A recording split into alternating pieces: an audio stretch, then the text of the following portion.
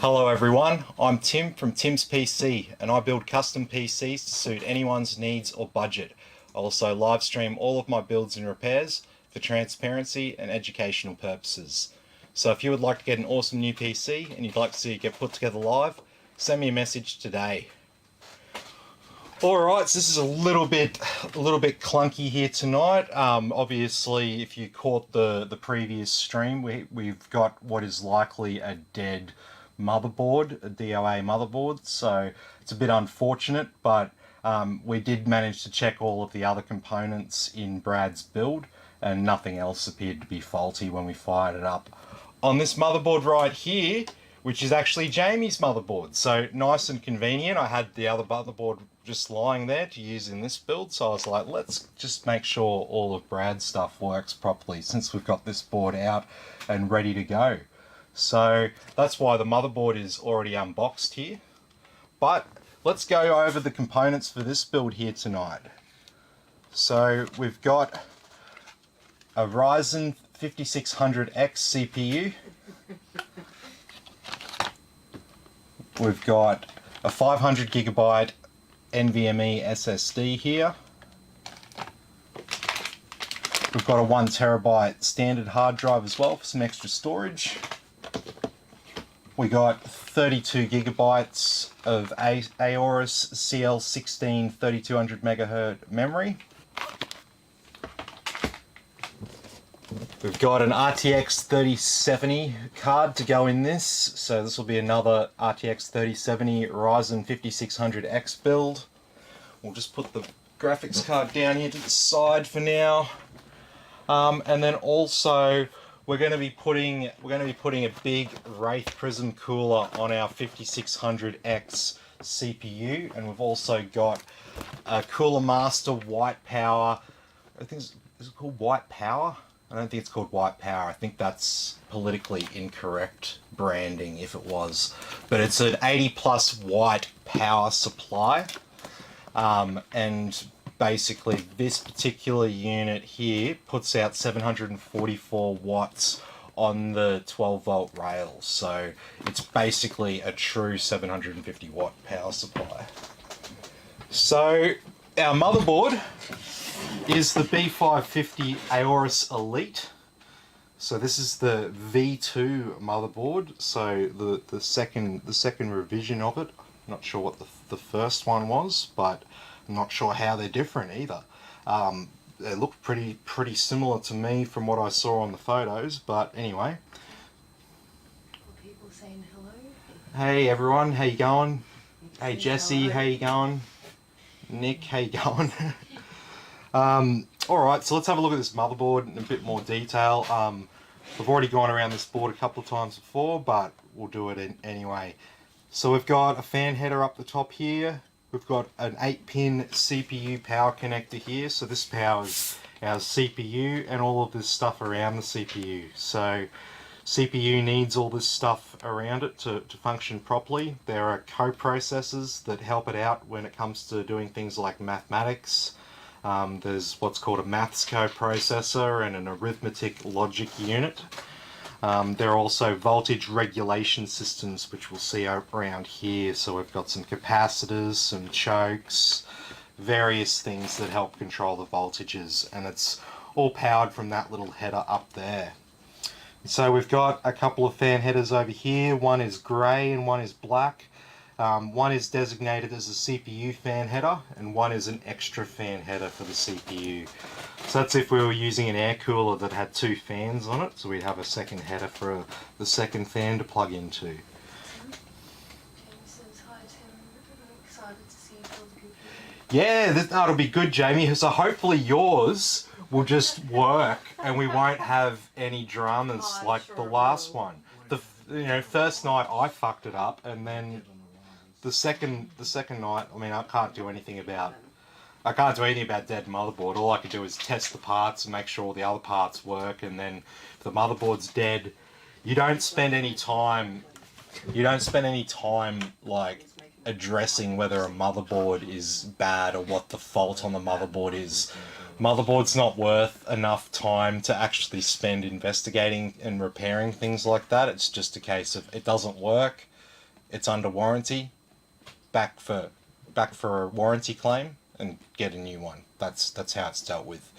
So, because you'd have to pay someone, you'd have to pay like an electrical engineer type hourly rate to go and test it and repair it. And by the time you pay him for a couple of hours, you can just buy a new motherboard.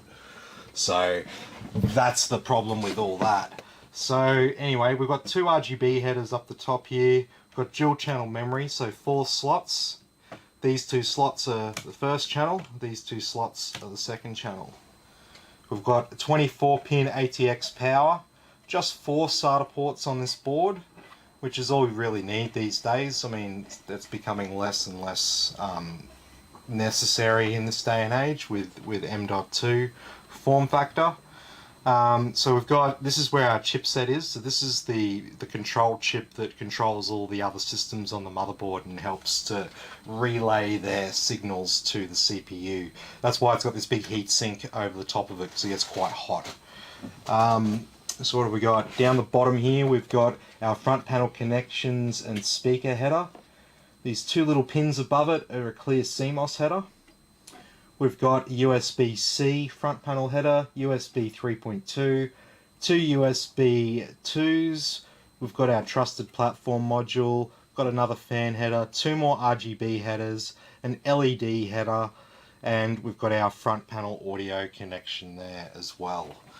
And so obviously this part of the motherboard down here, this is where we've basically got a sound card baked into the motherboard. It's always down this part of the motherboard on an ATX style board, and that is why you will always find the audio jacks down this end of the I/O shield on the back there. And the reason is they've got to try to keep all the audio together and as isolated from the other signals on the board as possible, because audio signals are electrical signals and as such can be very easily interfered with by the other electrical signals on the board. So they try to isolate it as much as they can by putting it all down in this section, and that's why those headers there are there and not up there, because they'd have to run the audio signals through past all these other electrical systems. So having a look at the rest of the rear I/O, we've got 5 USB 3.2s, we've got 2.5 gigabit Ethernet off the board, we have a BIOS flash button, we've got a DisplayPort and HDMI output on the motherboard there, which we won't be using. These will not be in use for this build because our processor does not have onboard graphics. And we've got 2 USB 2s at the end there. And that brings us to the final part of this board, this part in the middle here. So we have a 12 volt RGB header here and another fan header there. We have 2 M.2 slots here. So these are PCIe X4. These 2 slots here, they're X16 length, but they are actually only PCIe X4. So they're only connected, even though the slot's that big, they're only connected up to there. And this little one here is a PCIe X1. And so these X4s and these M2s are actually the same, it's just a different interface. This is just a different way of connecting these cables up to a device, and so we use these for our modern SSDs. And so that's the basic features of the Aorus B450 Elite V2 motherboard. So let's get onto it and let's start prepping our board. So we'll start with our M.2 drive because it's the first thing that's in my hand.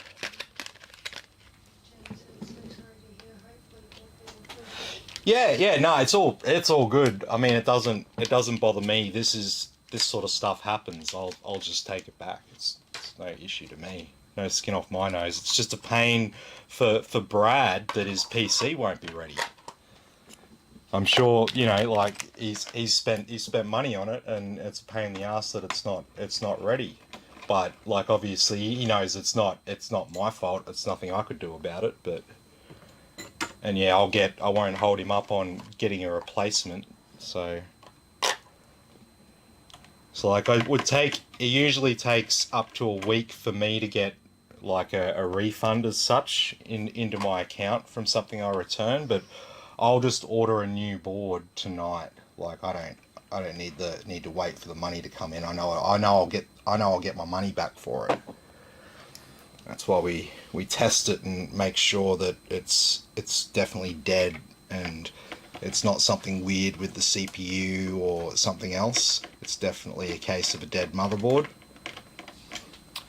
So we've got our M.2 drive installed. We'll just get this bit of plastic here off our heat spreader, and then we can just put the heat spreader back on.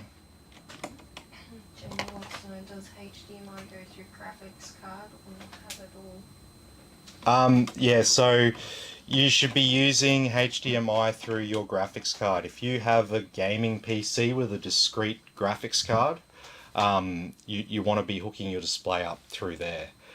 In most cases, the display outputs on your motherboard will not be active because you won't have a CPU that has onboard graphics. So one of the most common problems that either new PC owners or PC owners who have had PCs for a while but have never had a gaming PC, they'll go and plug into the motherboard and you're not going to get any signal out of that. You need to plug into your graphics card. So I get them all the time. Like someone will call, like I'll ship them a computer and then I get, oh hey, I got the computer and I've plugged it in, it won't turn on. And I'm like, yeah, I bet you've plugged into the motherboard there because that's what you've always done. But it's not how it works for this one. So what I normally do is, where are they? I normally install some plugs. So this looks like a display port plug there. Yeah, it's HDMI. Jesse says these things happen not much we can do. Yeah, exactly. Exactly. It's also thinking to clarification. Yeah, no, that's all good.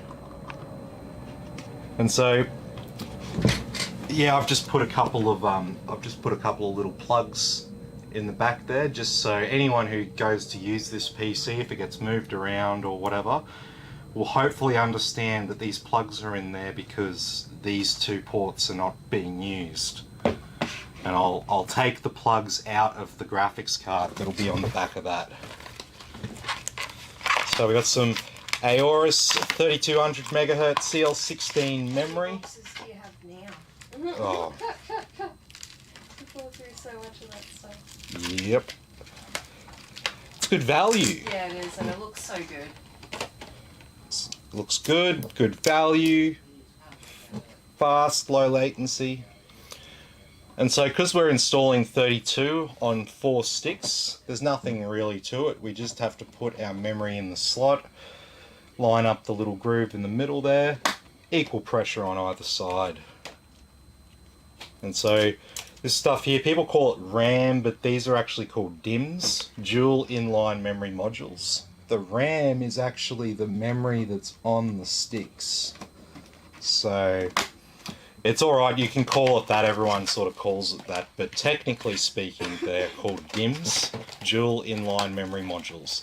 That's why it's got the little divider in the middle, because it's actually 2 modules on the same stick.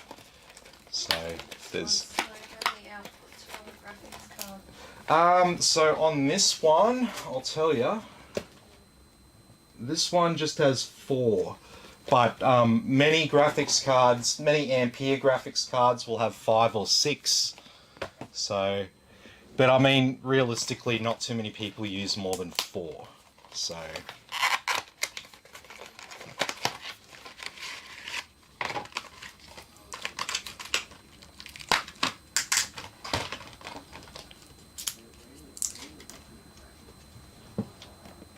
Alright, so we'll get our next 2 installed.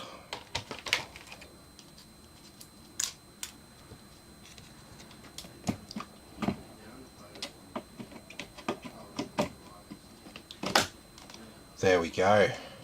Got our memory installed there.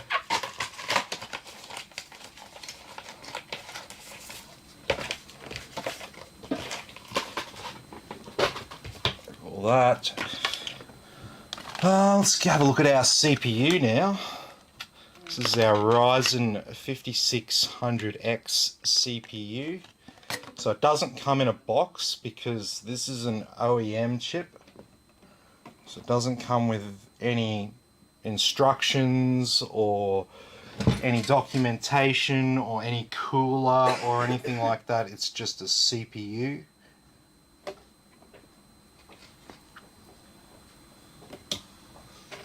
So there's our AMD CPU in the socket there. And so now what we're going to do is we're going to install a Wraith Prism cooler on this CPU. So Wraith Prism cooler doesn't come with this CPU. This is a cooler that they put with their Ryzen 9 CPUs. So nice big copper base plate, nice big solid heatsink, and an RGB fan on the top there. So these coolers are roughly equivalent of about a $60 Australian air cooler. So it's actually a decent quality cooler. They come, like I said, they come with the Ryzen 9s, and I think some of the 7s have them as well. Oh, so we've got, that is our power, and then we're going to need some RGB. What have we got here?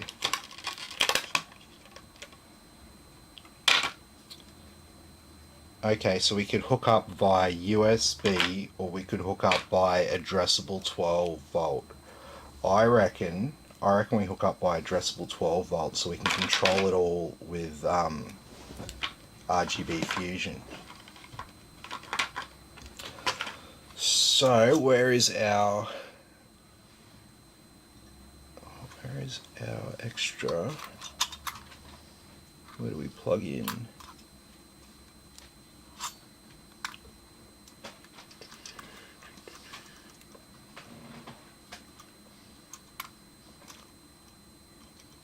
What?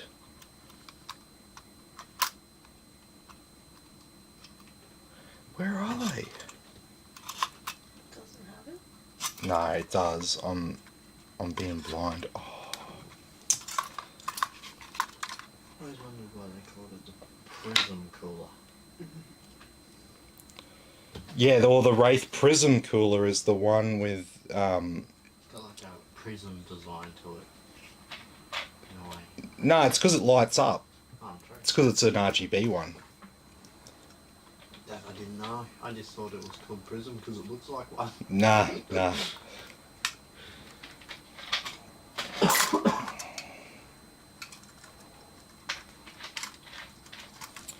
Okay. So install this cooler. We're just going to hook onto the standard AMD mount.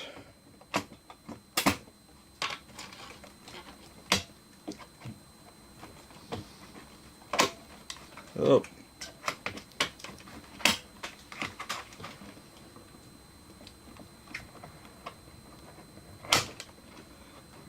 There we go.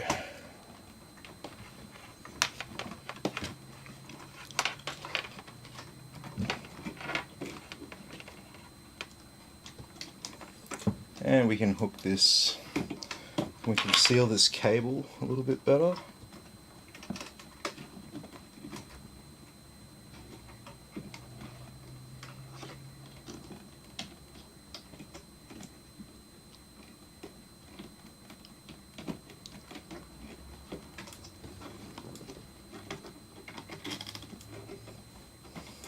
Yeah, we'll worry about that later.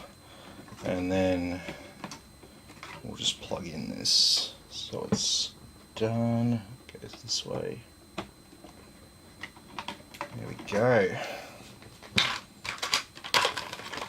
So now we've got our motherboard prepped and our cooler installed. This will definitely do a good job on our 5600X CPU here. And so we're not gonna install any of this other stuff yet, because these get installed at a later point. So now we'll turn our attention here to the case.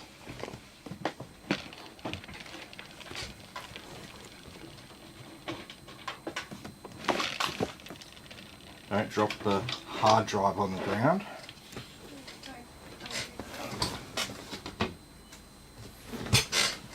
Most stuff in computers these days is pretty good, like it's not going to break very easily and stuff. So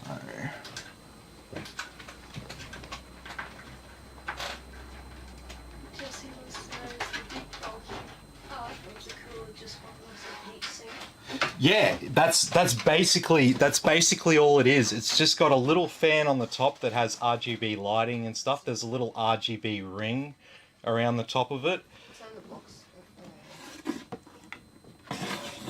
And so basically it's just it's got a lot of copper in it, so it's a decent quality air cooler and stuff. Like I said, it's roughly equivalent of a $60 air cooler. So something like a Cooler Master Hyper 212, if you're familiar with that model cooler, this is a pretty similar cooler to that. So it's decent, and like, you know, from time to time I'll get these for free because someone will order an AMD CPU that comes with one of these, and they'll want a big liquid cooler for it, and I'll just be like, okay, well, we've got no use for that. So it goes into my box of fans and coolers and stuff. And then when we've got a build like this, or like I got a CPU that didn't come with a cooler, then I've got plenty of coolers and stuff that I can just put onto a build. So I was gonna put this big thing on it as well, but I don't have AM4 mounting hardware for it. So without hard modding it, I couldn't put it on here. So I was like, oh, what else can we do? Oh, I'll chuck a Wraith Prism on there. They're pretty cool. So anyway, so that's our board. We've got our case open here now, so I'll just turn it around so you can get a bit of an understanding of what's at the back here. So we've got this RGB and fan controller. This thing's a really decent design, this thing. It allows you to have everything plugged in around the back there. Standard 5-volt RGB, standard fan configuration. Happy days. The wiring looks a lot less at the back, like the majority cases that I've come across. Like mine, for example, mine had heat. Yeah. But you also had more fans though, remember? Oh yeah. Same fans. And remember, for each fan, because they're RGBs, you've got a fan power cable and an RGB cable coming out. So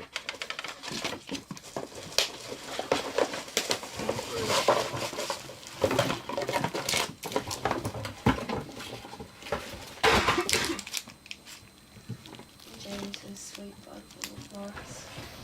yeah, no, it will. It'll look sweet.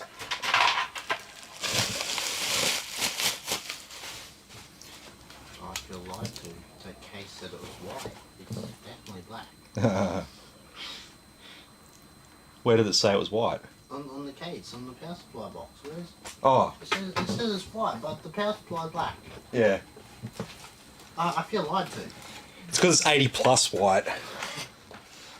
Like, yeah, it's got a few white strips on it, but Okay, so for our fan configuration, we will actually be mounting this power supply face up.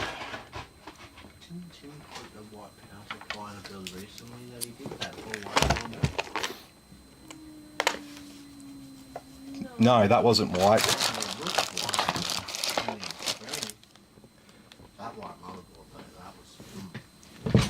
Yeah, that was pretty good.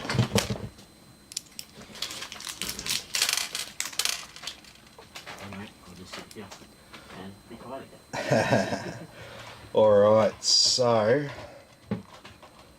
let's get this power supply installed.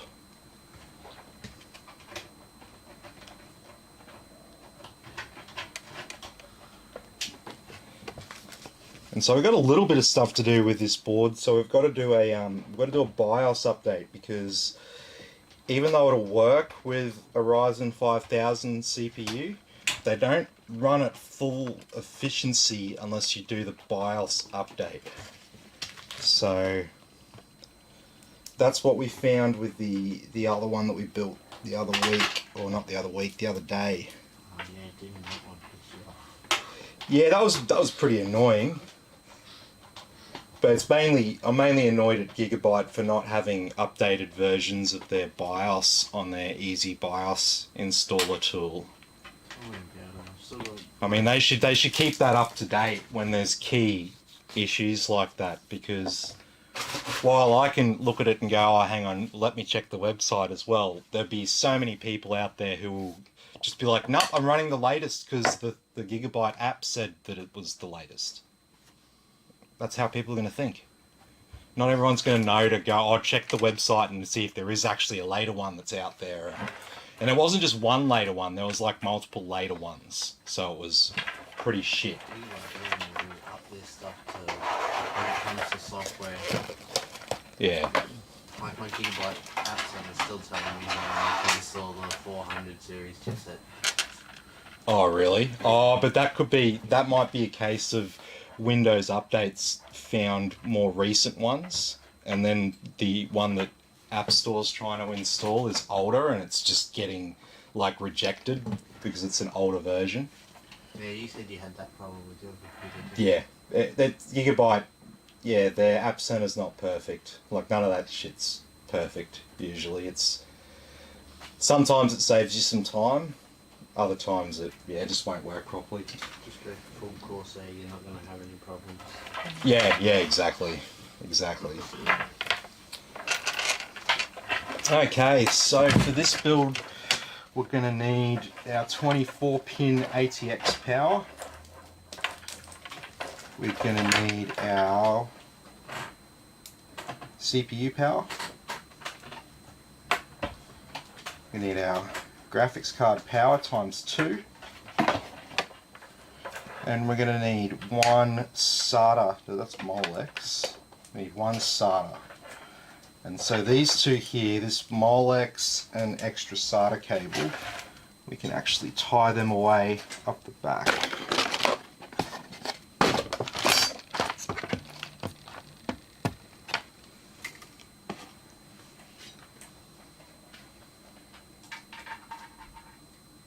I'm running very low on zip ties to get some more out of the stash.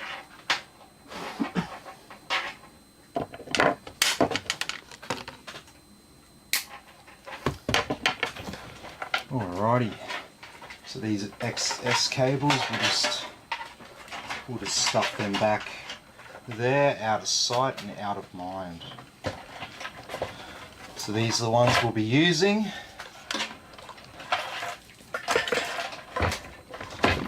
So now we can turn our attention to the rest. So maybe Jamie can help me out. Was there another fan on this build? I'm not sure whether there was, whether we're just going to leave the standard one. Fly really low here, I guess. Yeah. Well, we're right next to the airport, so.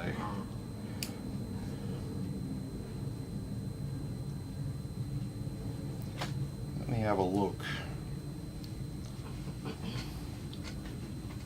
I thought there was another fan on here, but I could very easily be confusing that with, yeah, like pretty much anyone else's order or quote.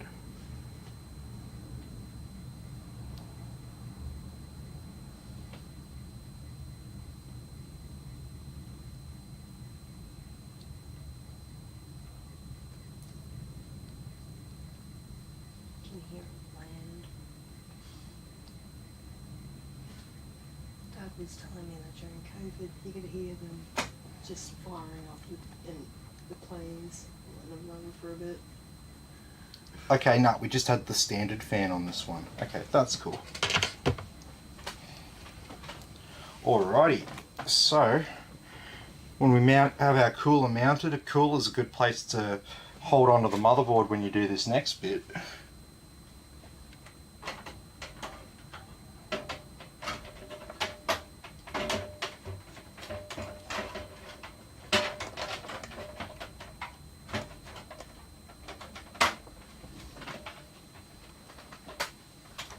Okay, that looks pretty good.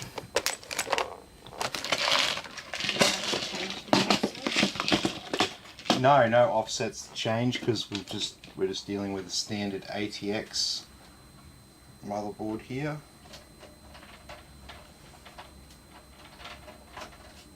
They don't feel like the right size for this motherboard. Why don't they just make standardized size screws? No, they don't. They're just like, oh, some guy out there can fix one day. Let's just keep Pretty much. Pretty much.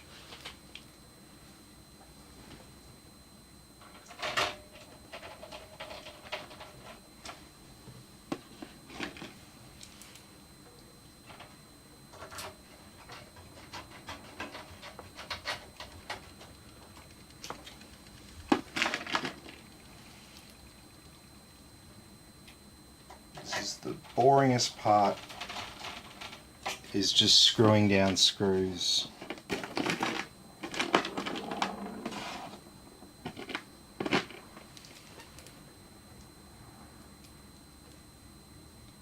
Gets real quiet because like I don't have anything else to say while I'm doing this usually.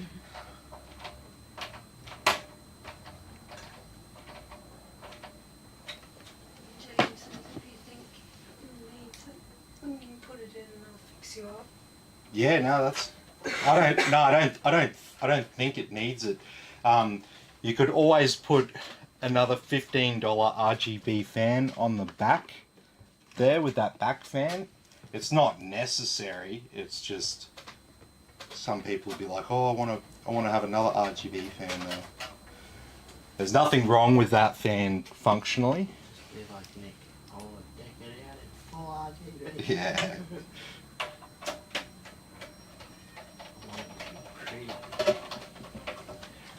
Now we got this build. Jamie's on a bit of a budget, so we had to like get the best sort of performance for the dollars here and stuff.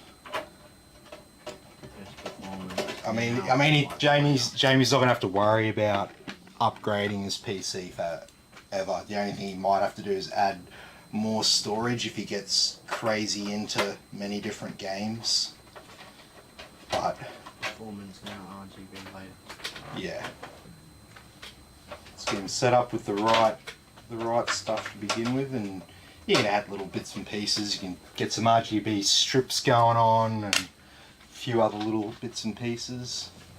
So that's our motherboard installed there. Yep.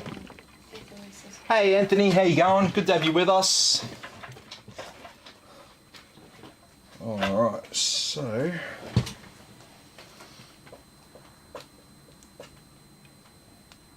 let's get the CPU power back together.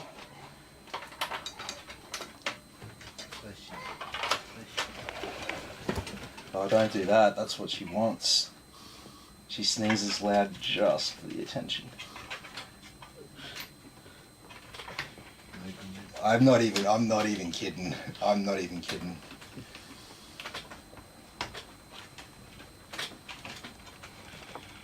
We'll literally talking about this today. Yeah. Luckily she doesn't watch my live streams.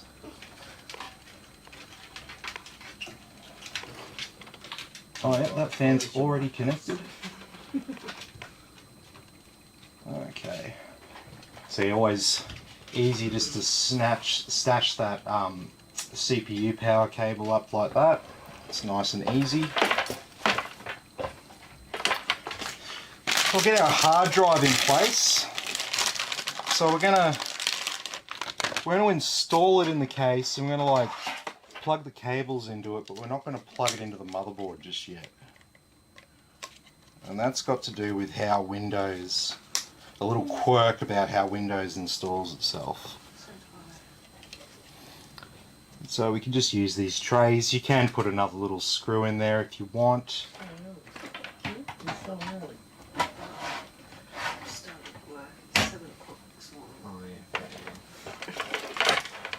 Yeah, we're normally up at like 4:30. Well, I'm normally up at like 4:30. Christine's up a bit later. Yeah, no, because you respond to my Facebook messages at like 4:30. Yep. 4:40 in the morning. Yep. Like, fuck yeah. That's when I wake up. I wake up and I'm ready to go. I'll send you a message at like 2 a.m. or something in the morning, and then when you wake up, it's like 2 hours after. Yep. It's like, yep, seems reliable.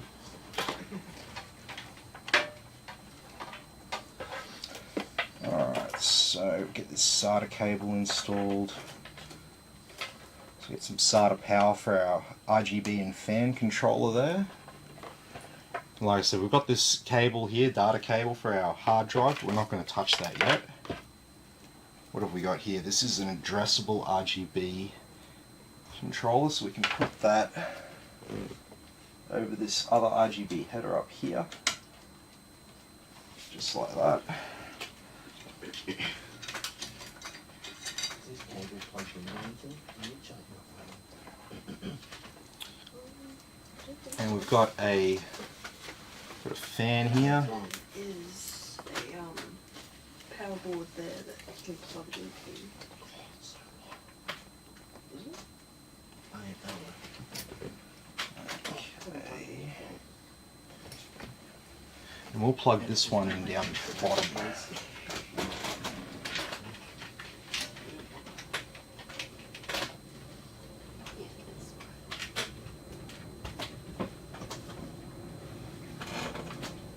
right. I was going to bring mine, but that was just like, that's mine. Yeah. There we go. So what have we got? Some front panels there. And where's one of my favourite things in the world, this thing?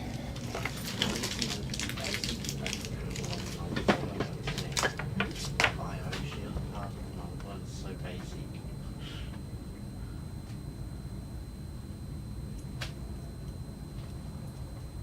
Yeah, it is fairly basic at the back there, but I mean that's what B550 is kind of about. It's about like just what you need and saving a bit of money compared to X570. I mean, it's still pretty nice.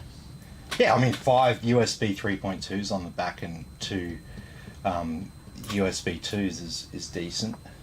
Be happy with that. And the 2.5 gigabit Ethernet, that's also really good. So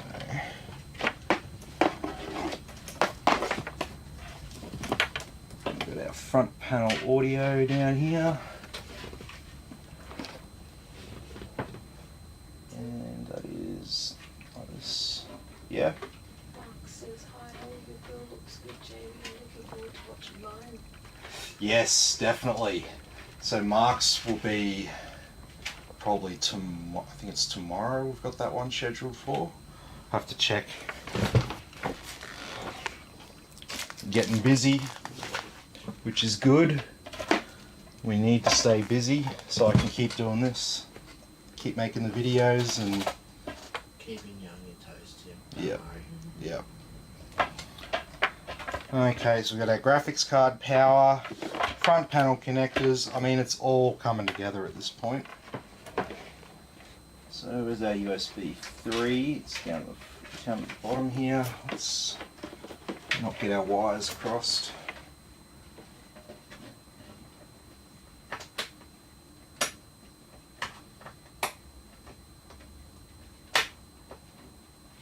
Gotcha. USB 3. Front panel connections. Just like that. We've got a SATA power cable. I'm not going to hook that up. Don't forget the USB 2s. No USB 2s on this. Oh, there's no USB 2. No. I'm just going to teach you about that.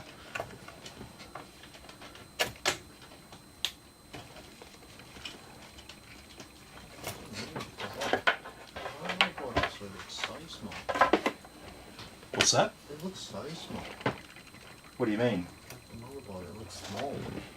Is that just... It's just the case. The case has got... So you'd usually have a radiator at the top there, and that would make it look bigger. But because there's no water cooler radiator on it, it has a bit of extra room at the top there. It just makes the motherboard look a bit smaller. But sorry, it's I'm not used to it. no, it's all good. It's all good. So. I'm not used to budget building. I expect things to be missing. Okay, so we're gonna utilize this second from the bottom slot.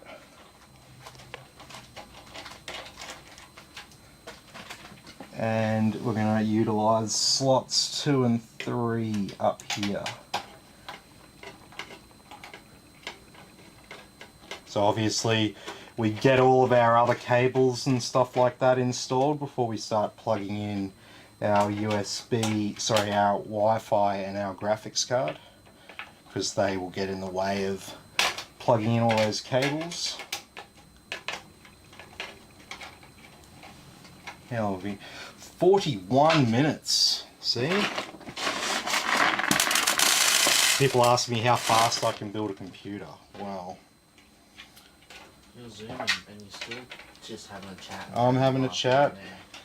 That's all pretty straightforward. Yeah, chuck us a V. Oh, okay. Chuck us a V. What's the time? Yeah, chuck us a V. I'm gonna love the day that table just goes. Yeah, I know it'll be good. You like to be the one that cleans up. No, I'll clean it up. Alrighty. So let's have a look at one of these bad boys. So this is a Wi-Fi and Bluetooth adapter.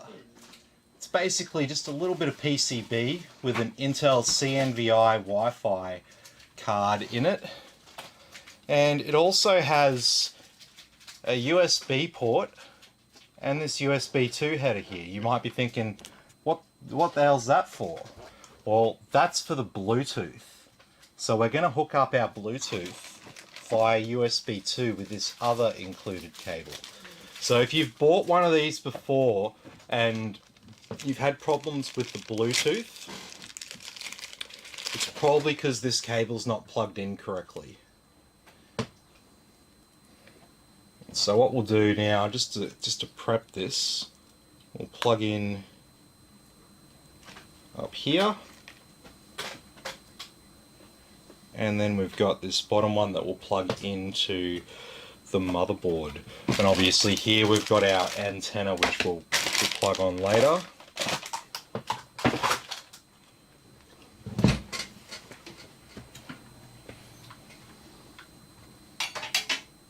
Okay, so I'm going to run this cable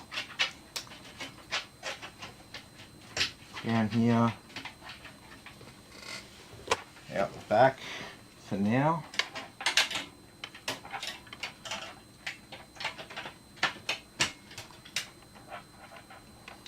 We'll make sure that's nice and concealed there.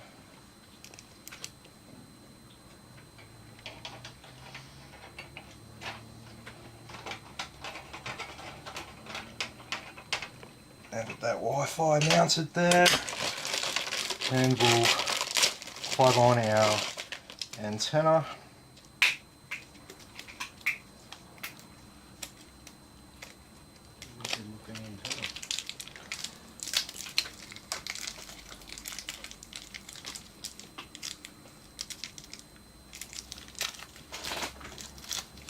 There we go.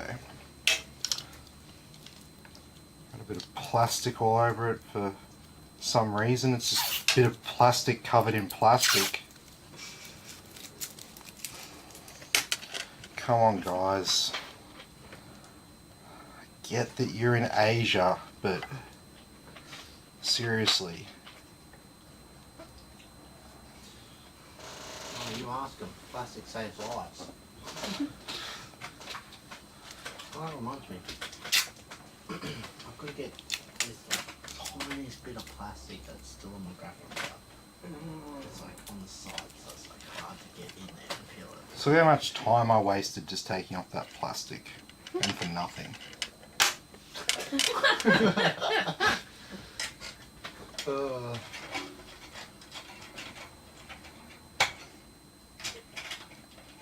Is that a board built in, or is that an actual Wi-Fi card? That's a Wi-Fi card. Okay. Yeah. Yep. Wi-Fi 6, Bluetooth 5.1. So, happy days. Main event time. Time for our graphics card. All right.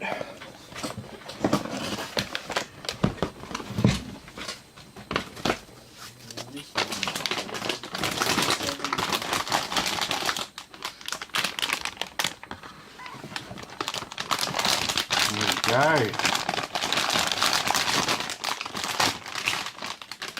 Official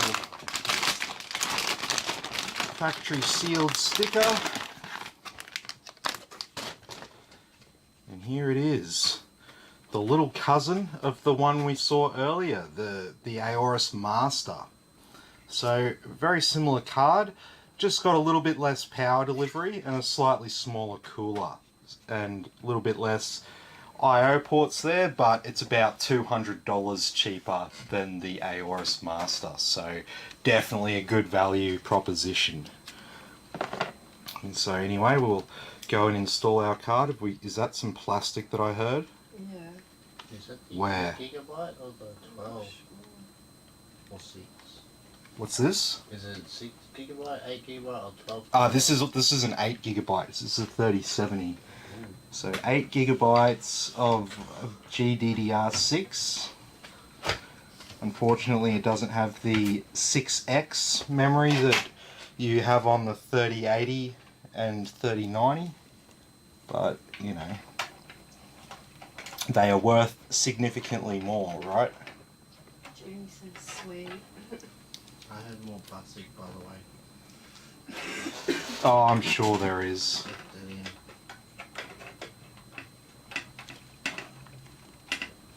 Okay. I could have just had like a chip entering the socket, like the That could have been it as well. I'm not going to worry about these cables at the top there for now. We've just got our graphics card power to plug in.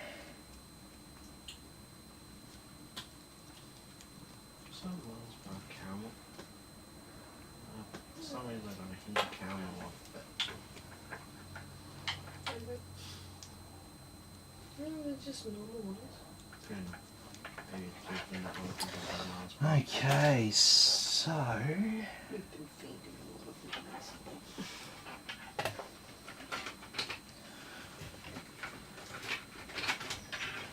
it'll come in from down here, I reckon. So we've got a 6-pin and an 8-pin connection here.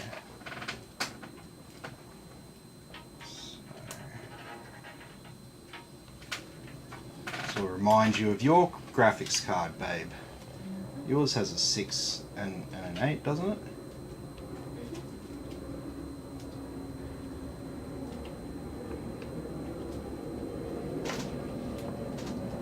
Anyway, we'll play with the cable management at the end. And the last thing I'm going to stick through here as well is our hard drive SATA cable, but I'm not going to hook it up yet. Alrighty. So that's it. All done, ready to ship off. See you later. Hey, some places do that. Oh yeah, I know. Oh, they'll turn it on. They'll turn it on. Everyone turns it on.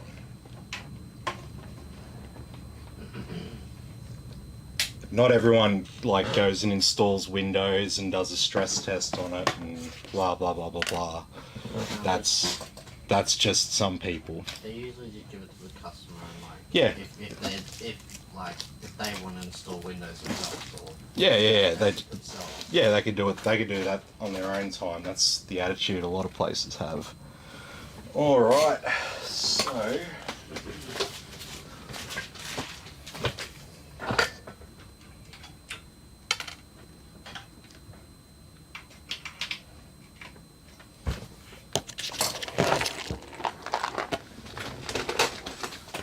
Let's get some peripherals going on here.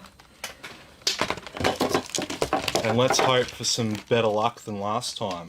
Well, we know that we're going to have better luck than last time because I used this board to test the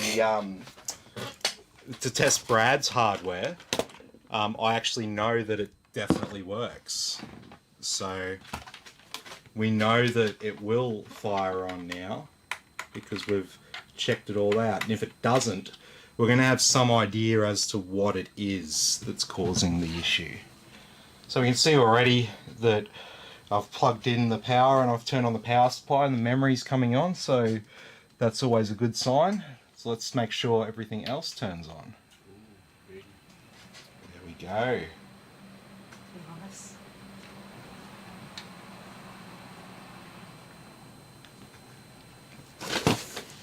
Show me a post. Jamie's happy.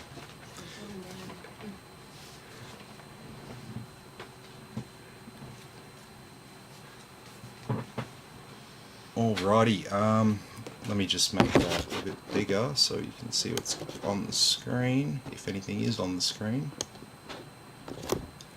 It's doing something, it's just posting for the first time. Yep.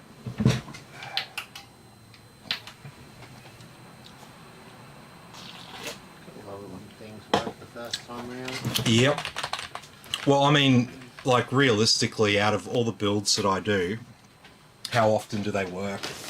Usually the first time. That's pretty normal. Usually it's a straightforward build.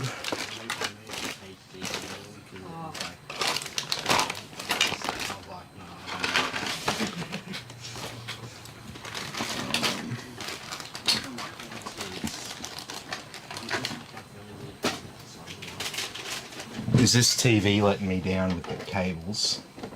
I think it is. Not TV, it's a... There we go, sweet. Now I can actually see what you guys are seeing. Alright, so we're going to enable our XMP profile here so we get our memory running at full speed. But other than that, there's nothing really else we're going to have to configure here for now, so we're just going to leave that as is. I'm going to plug in a Windows USB stick.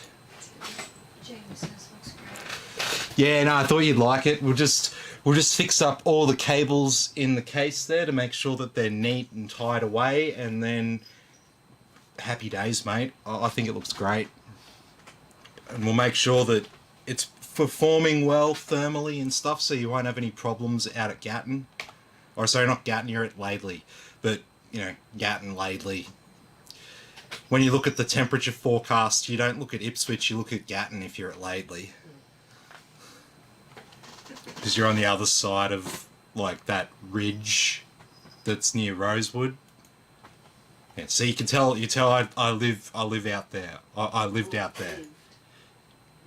I know the country well.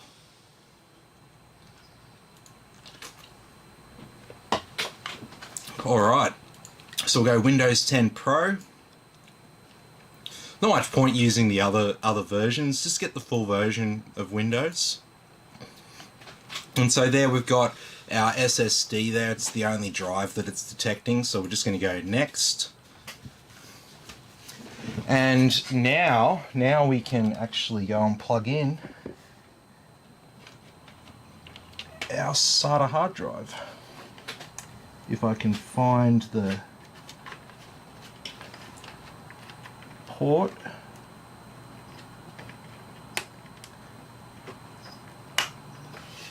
There we go. And so the reason we do it like that is because Windows has this little quirk where it installs Boot Manager on whatever's drive 0. And if I hook up that hard drive will be drive 0, and the M2 will be some value above 0. So it will not put Boot Manager on the SSD.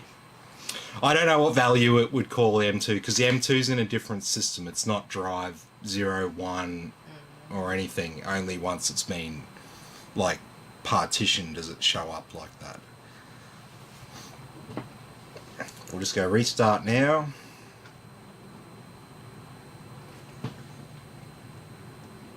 And yeah, we've got fast Wi-Fi on this, so our setup should be nice and easy.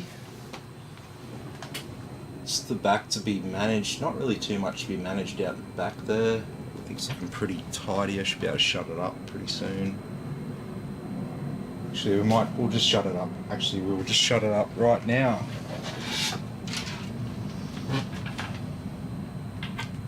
Oh, one thing I haven't hooked up. Just need to hook up this USB 2.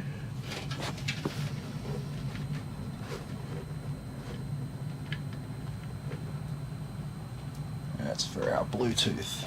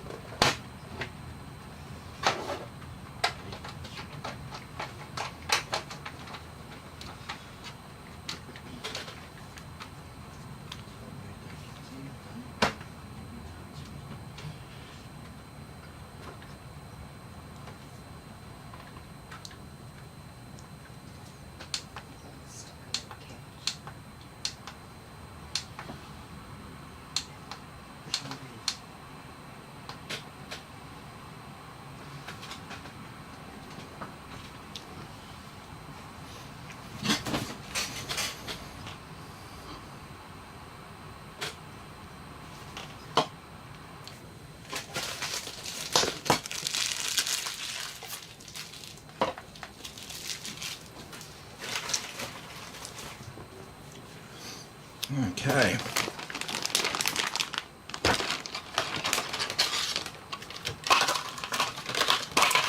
Okay, I wish I could program it to like be on Australia by default, but anyway, we always use the US keyboard layout. We don't use second layouts. I don't have internet because that's how I'm streaming to you. I'm just streaming to you on Thoughts and Prayers. No, the reason I don't do that is because Microsoft wants you to sign into a Windows account, a Microsoft account, and because this is not my PC, I'd much rather hand it to a customer with a blank user account with a blank administrator password than if ever they have to do anything, if it asks for a password that they don't know, then it's going to be a blank password, so they can just press enter with a blank password field and it'll work.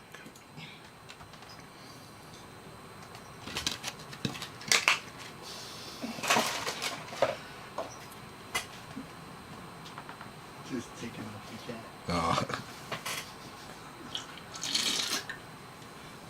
It's the funniest thing because he's like not in the mood to bother. Yep. But then he'll just roll over his game. Yeah. Yeah. That's him for sure.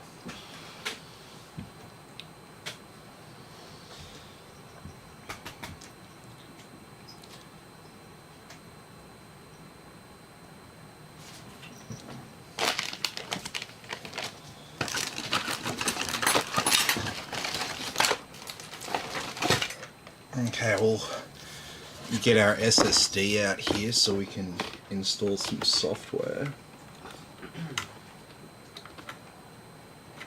Actually, I can just, I'll leave that connected so I don't lose it.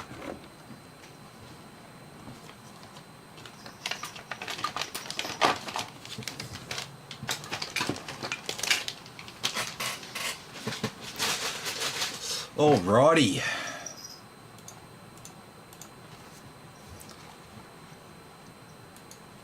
So first step, we'll connect to the internet that I don't have.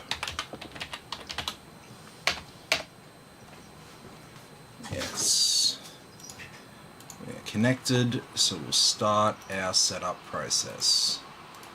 So we'll get rid of this crap that we don't need for our desktop. I don't know why, but I like to keep the search bar. Yeah, I mean it's optional, and you've seen how I turn it off. I'm just old school. Jesse says, "Oh yeah, it's sweet." Yeah, no, it looks really good. This is a really nice case. This one, like, was it the Antec D700 Flux? I think it's called. Yeah. Yeah. Really good value case with an RGB and fan controller included, and it's only $119 with the 3 pre-installed RGB fans at the front.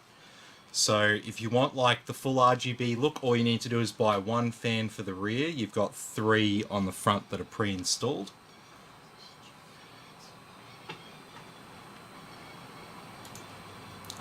Alright, so all these updates, got optional updates as well. Let's start getting some other software. It's got an AMD CPU. I'll install Ryzen Master. We don't really need it because you don't really need to overclock a 5000 series CPU. But you can if you want. So we'll add some custom icons to the desktop to help keep everything organized. And now we will start to get some software installed.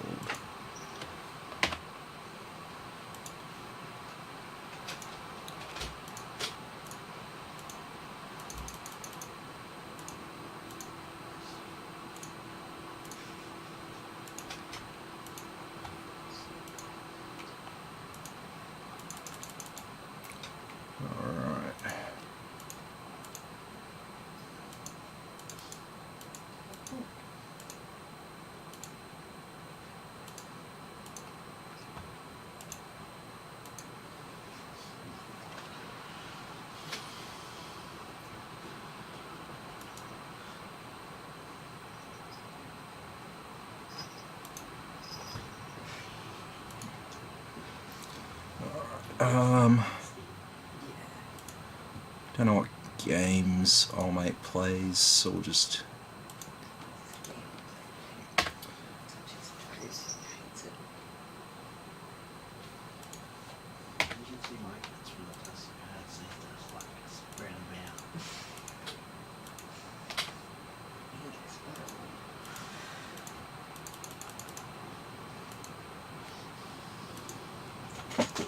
get all the optional updates.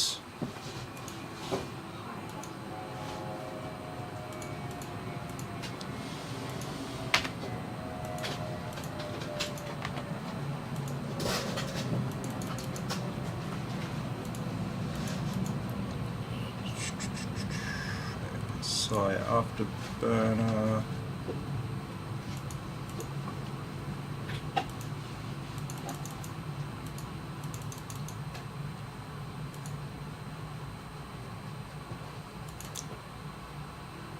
Let's just run this so Jamie can have a look and see how his computer runs. Oh no, it's not detecting a graphics card yet. I'll have to do that later.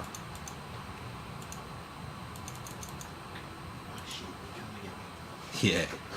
Take it away.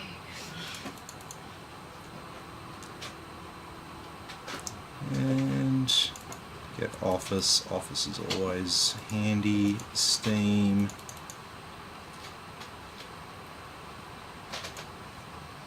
Oh, actually it will because it updates.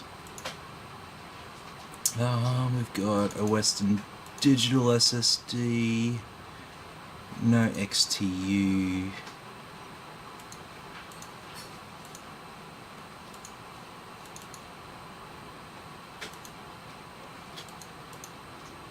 C media player. Let's get the date and time sorted. When Windows wants to respond. Let's get some benchmarks.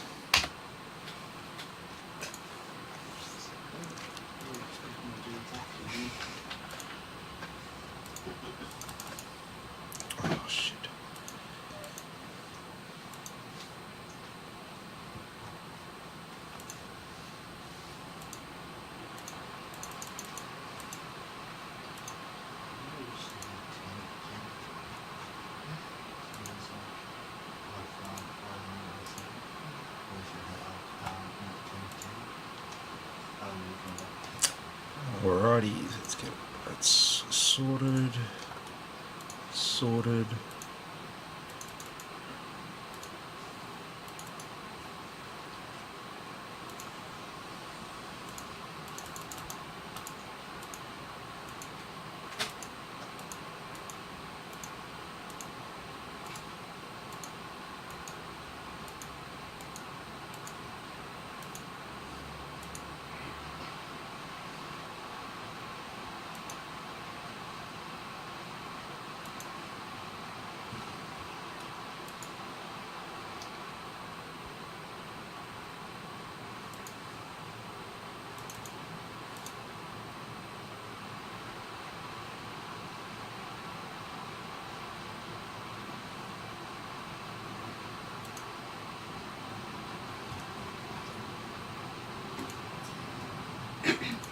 Yeah. Engineering says be 7 days to die, half 5 years, rest a few months.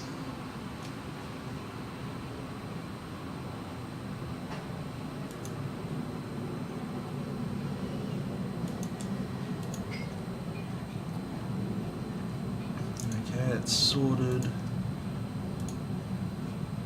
Video control panel is sorted.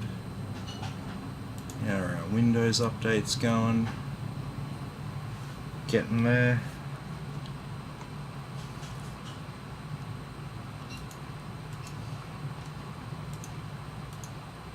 It's done. It's done. It's done. It's done. Okay, let's go and set up our hard drive.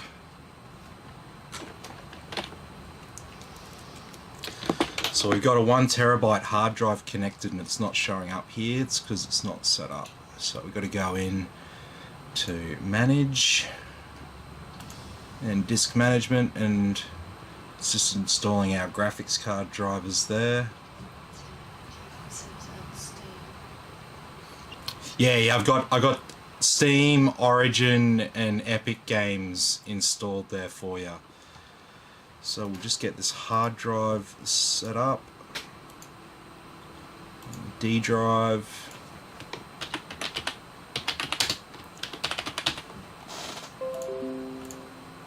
There we go. There it is.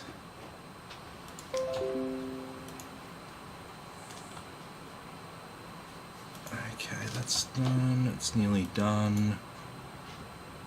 What are we missing here?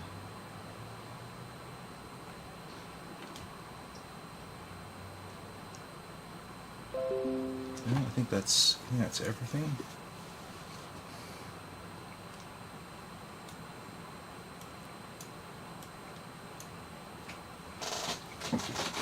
On up. Let's get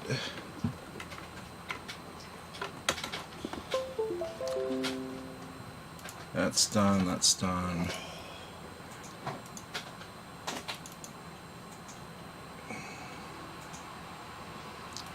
Alright. Game benchmark detector.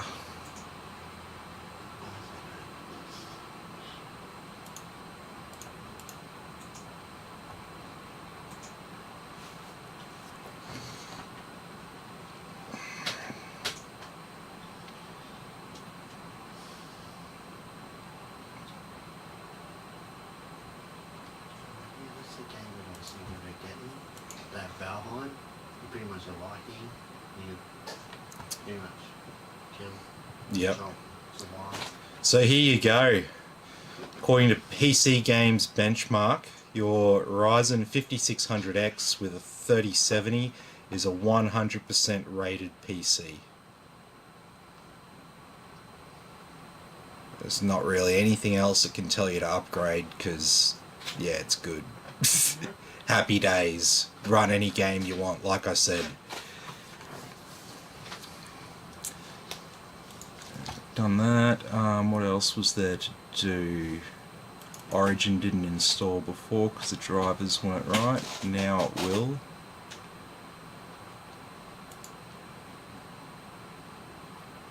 And we'll just wait for that last cumulative update. Origin installed. That's pretty, I think that's pretty much everything I need to put on here.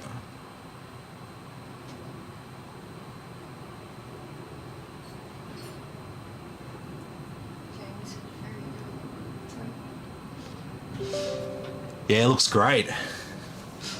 I'm happy with it, so we'll get that sorted.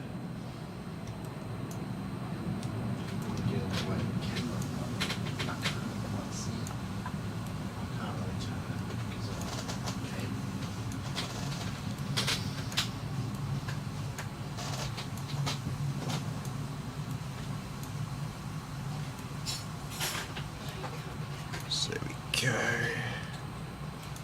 Got that sorted. Okay.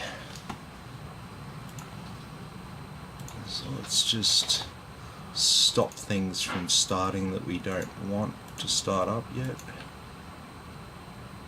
Yeah, I did that. Disabled everything on start and then just... Yeah, I always do it. Just like the news, like, oh yeah, I'll just play this game with me and have maximum performance straight off the bat as soon as you go into the game.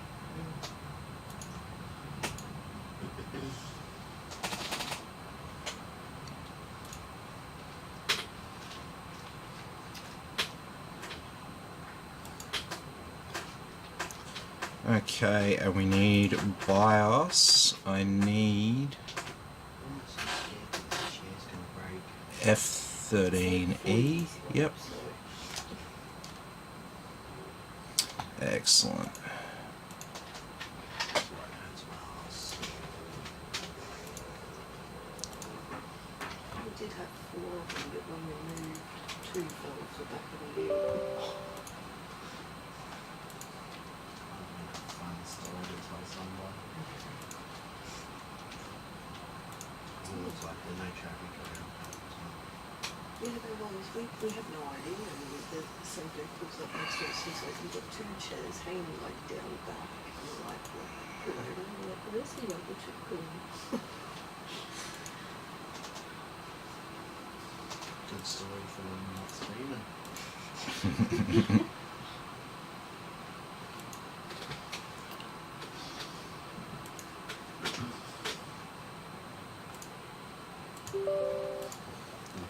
Absolutely. Yep, everyone's favourite.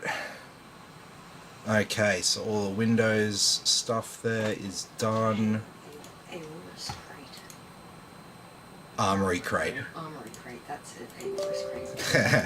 Don't be hating on Armored Crate. That's the only thing that allows me to change my LEDs on my graphic card. Or I can use... What did I discover I could use? I can use... You found some other app, didn't I can you? use IQ on my graphic card as well. Oh yeah, IQ's detecting your graphics card? Yeah, sweet. That doesn't give me much more options. But it is what it is. It's something at least. So if you're wondering why it's installing an Intel thing here on an AMD, that's the Bluetooth driver that's on the Wi-Fi card, because the Wi-Fi card itself is an Intel CNVI Wi-Fi module. So as a result, there is some Intel stuff there, and there's also some AMD software that'll get installed onto Intel systems, because yeah, that's kind of how this thing works. It's not all 100% exclusive, and they do share some stuff. Fun fact about Intel and AMD: the 2 companies were formed by people who used to work for another company, who the group of them were like senior engineers, and they weren't very happy with the direction that the directors wanted to take the company. So they left the company and they went off and formed 2 separate companies. One was called Intelligent Something, which became Intel, and the other one was called Advanced Micro Devices, or AMD. So Intel and AMD are kind of born out of the same place, and there's two sides of the same coin. Then the division is not as big as you might think. Obviously, they're rival companies, but they both make the same kind of products, the same sort of fundamental thing. And one will have a breakthrough, and then they'll patent their breakthrough, and then the other one will license that breakthrough from them if they can't invent it themselves. For example, AMD was the first company with x64 architecture that we use now, so a lot of things related to x64 will be AMD drivers, and you'll find them on your Intel computer as well. So yeah, just a few little fun facts about it all. And that's what it is. If you see that on your computer and you've got an Intel system, you see something AMD being installed, it's most probably something that is actually meant to be there. It's not a mistake. What is one of the difference between 32-bit and 64-bit? Yeah, so it's technical, and it's got to do with basically the maximum value that you can have. Just like the model number on a graphic card means so much. Yeah, yeah. Like the i7 on the processor means absolutely jack. Yeah.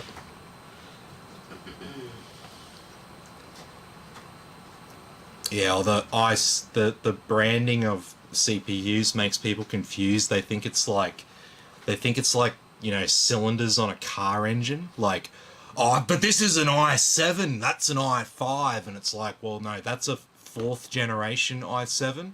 It's not even as good as a 10th gen i3. And I mean, the same thing could be said for cars. You can get a 4-cylinder car today that will absolutely annihilate a stock V8 from the 70s. Like, annihilate it.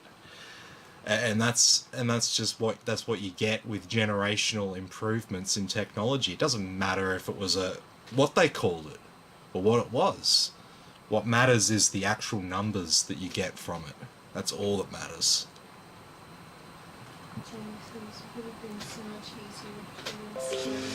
Yeah, no, but I think that was the idea, was they split it like that because if not, they could have got too big, and then it would have been anti-competitive and all that. Whereas I think they were like, I think it's best for everyone if we form two separate companies and we can work on our own things, and we're not going to be held back by the other person, and we can act independently, and bit of healthy rivalry is always good for innovation. So anyway, so that's all sorted. We've got a BIOS update ready to go. Let's do our first reboot.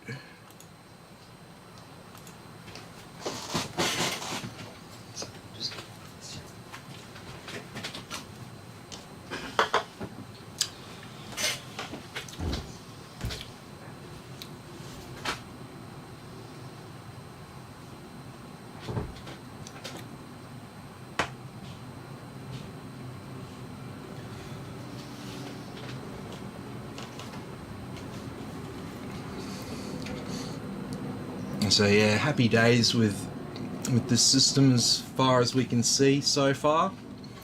We'll just get that BIOS update done, and then our CPU will run at full speed.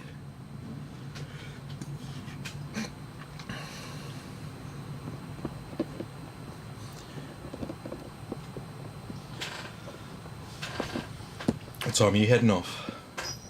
Whenever. Yeah, we won't be too long out of bed. Christine will be up it starts at 6:30, so. I wasn't expecting you to get started on my ASA, but never mind. Oh no. Not tonight. Not tonight, no. No, but I'll have a look at that. I'll have a look at that tomorrow, I think.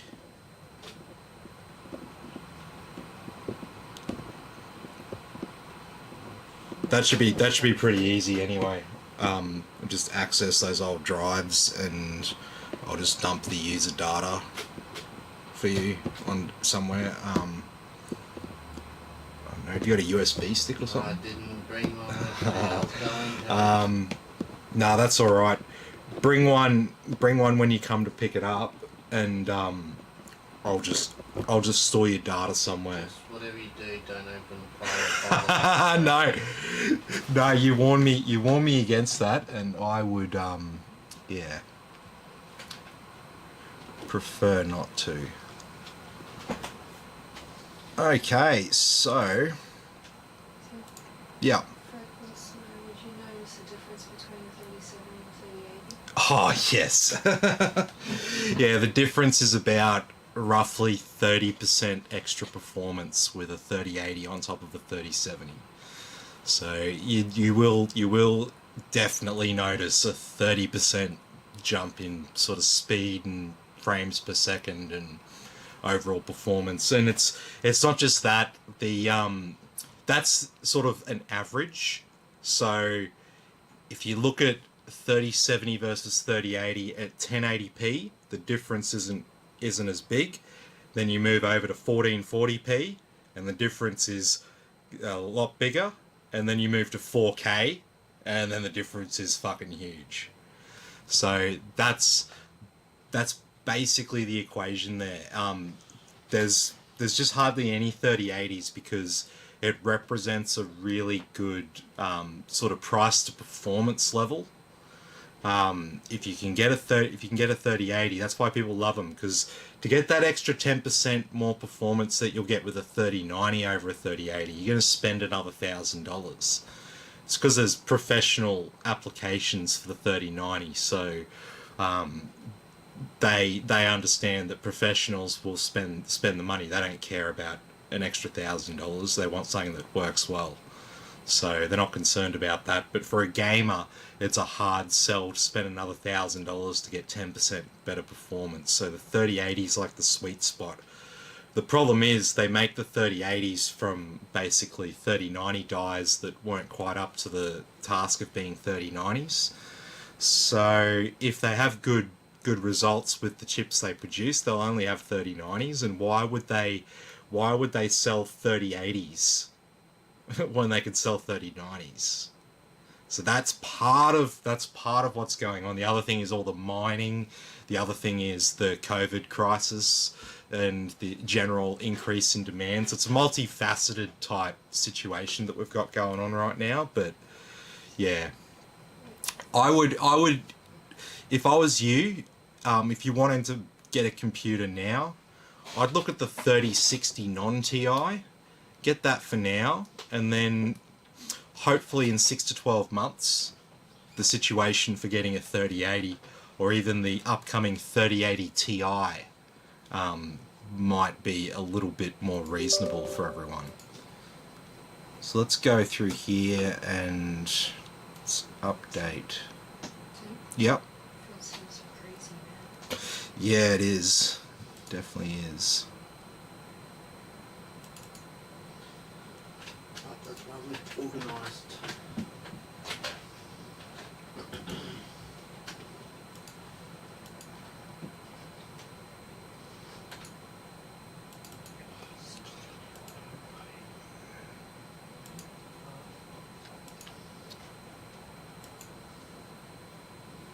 Okay.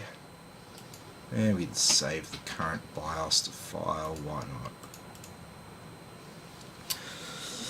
not? Okay, so this process will take a little while, but once this is done, the motherboard will be fully compatible with our Ryzen 5600x CPU, and then we can start doing some benchmarks and stress tests on it, and yeah, it'll be pretty much good to go. It's looking all good at this stage, so I should be able to come out and meet you probably tomorrow morning sometime, Jamie, and give you this PC. Do you want to take me to work then? Because I start. What time do you finish? 11. Oh, okay. No. Don't quote me on that. Yeah, okay. I'll do it. I'll do it when you get home.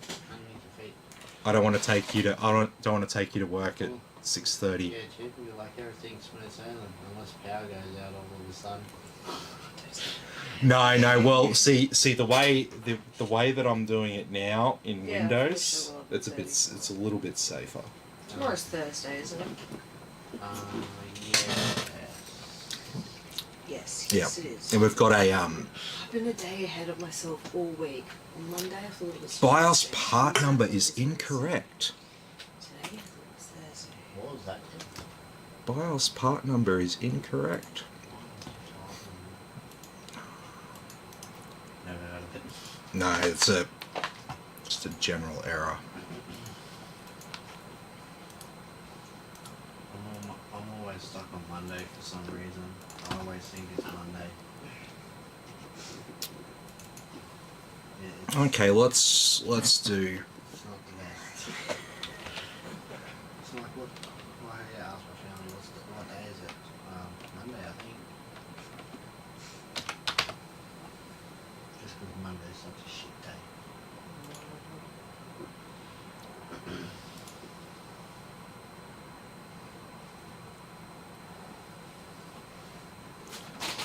I'm gonna download.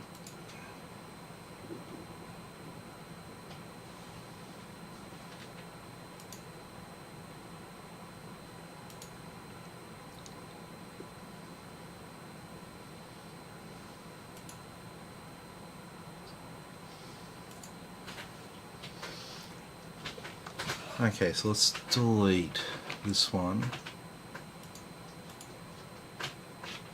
and this one, and let's extract these. Yeah, and extract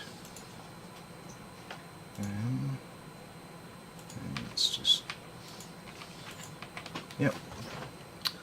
Okay, so let's try this again.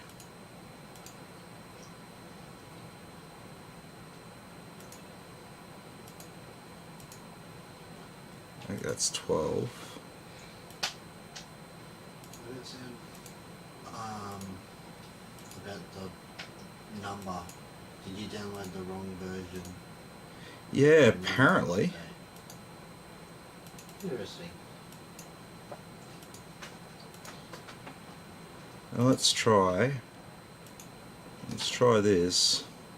I think I might have clicked on I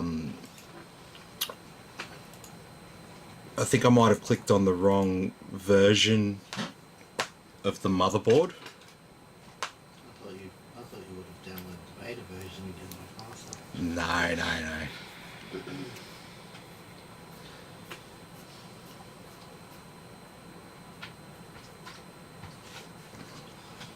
No. No, let's hope. Hopefully this should work.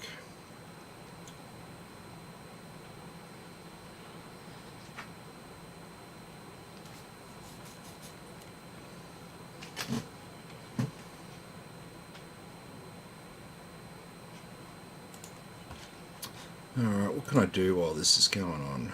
Let's get Afterburner set up. Tim, Yeah. Jesse says, is it worth upgrading to 3080 when they become available, or is it best keeping it at 3070 and waiting for an upgrade when 3080 Ti drops? What's your opinion on that? Eventually I'll probably upgrade just for the big jump in 4K gaming.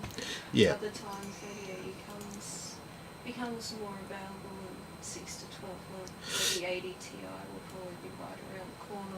Yeah, well, that's the thing. We're all waiting to see what the 3080 Ti is going to look like. So, me personally, I'm quite happy with 3080. I've got no need to upgrade. I was quite happy with my overclocked 2060 Super, to be honest. So yeah, we'll get that sorted. Get some on-screen display things. We'll get this. I'm extremely happy with my 3060 Ti. Yeah, anyone who's got a 30 series card is going to be pretty damn happy with it. Alright, so this is going to be a bit painful now that it's doing the BIOS update.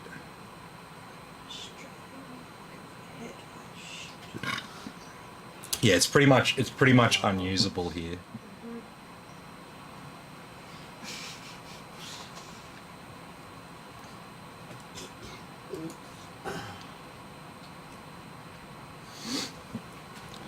But yeah, it's actually doing its thing now, so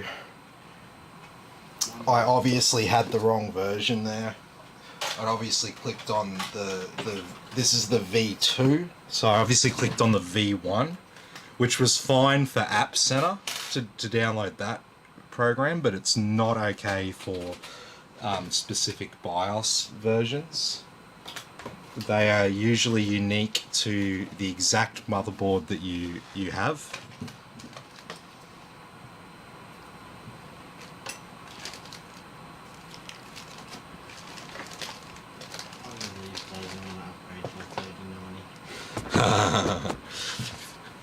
No, don't get a 3090. Get the 3080 Ti. It almost was 3090. Yeah, it pretty much is. No, just like how big and chunky the 3090s are. They just look like they're just there for looks. Yeah. Yeah, I already have a 36 Ti, and that doesn't even look like a good car. What the fuck? Since when does Dick Smith and Kogan sell hair dye? Yeah, Dick Smith and Kogan. I didn't even realize They're like the same now. Kogan like owns them, because Dick Smith went broke, like the electronic stores, but the brand stayed.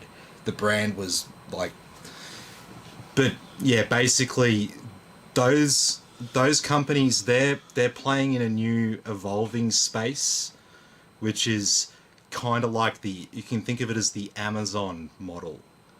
Kogan's no longer just doing electronics and that sort of thing. They're positioning themselves as Amazon rivals. So that means every category.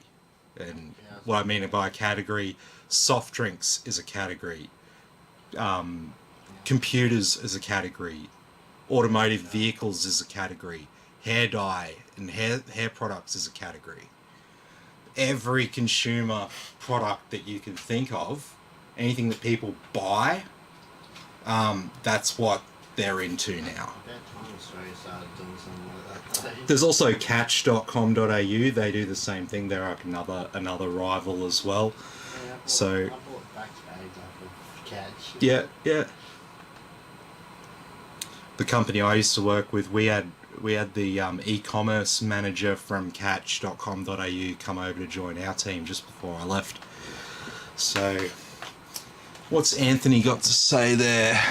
Just noticed that Intel's new 11th generation CPU will be available to buy from the end of this month and can pre-order right now, starting at $249 up to $889.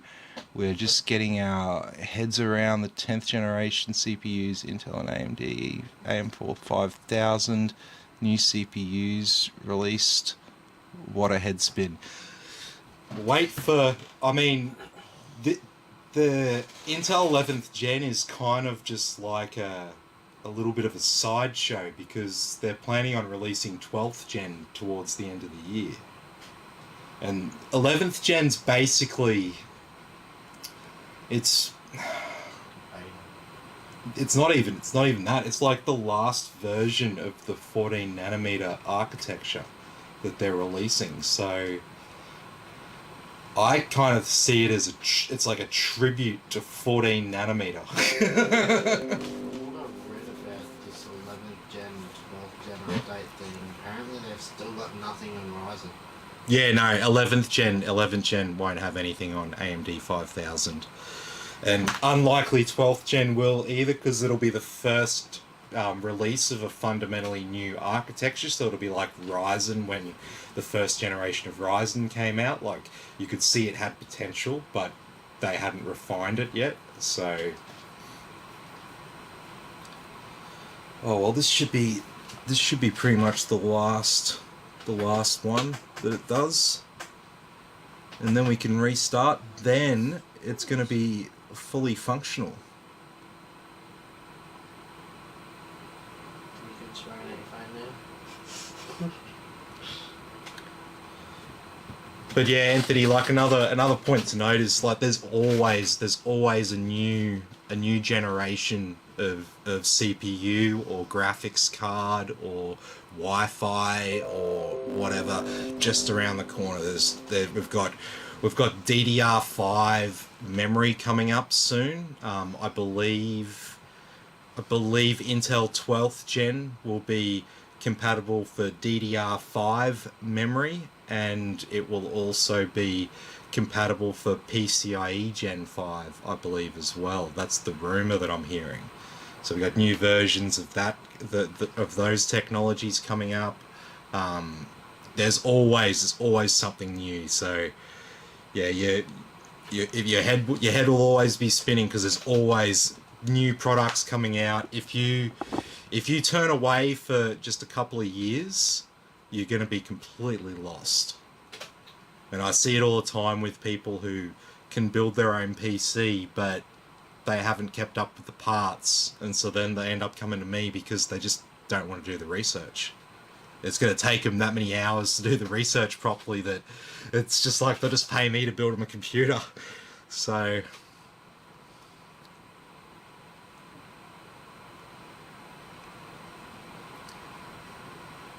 well, that's pretty much it.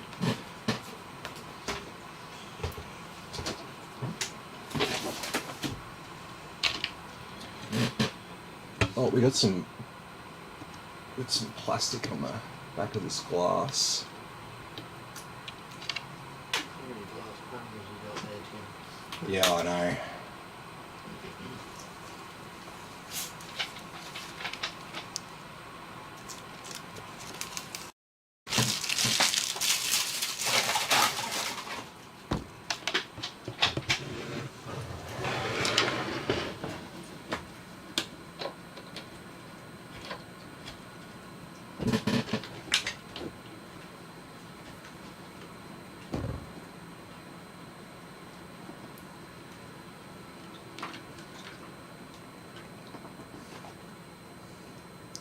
Here we go. 20 seconds will it take to count down? Here we go. That was weird. It looked like it was counting down, and then counting up again, and then counting down again. No, I was counting down the whole time. Because I seen 10, 9, 10. So I don't know what was going on there. Yeah, I don't know.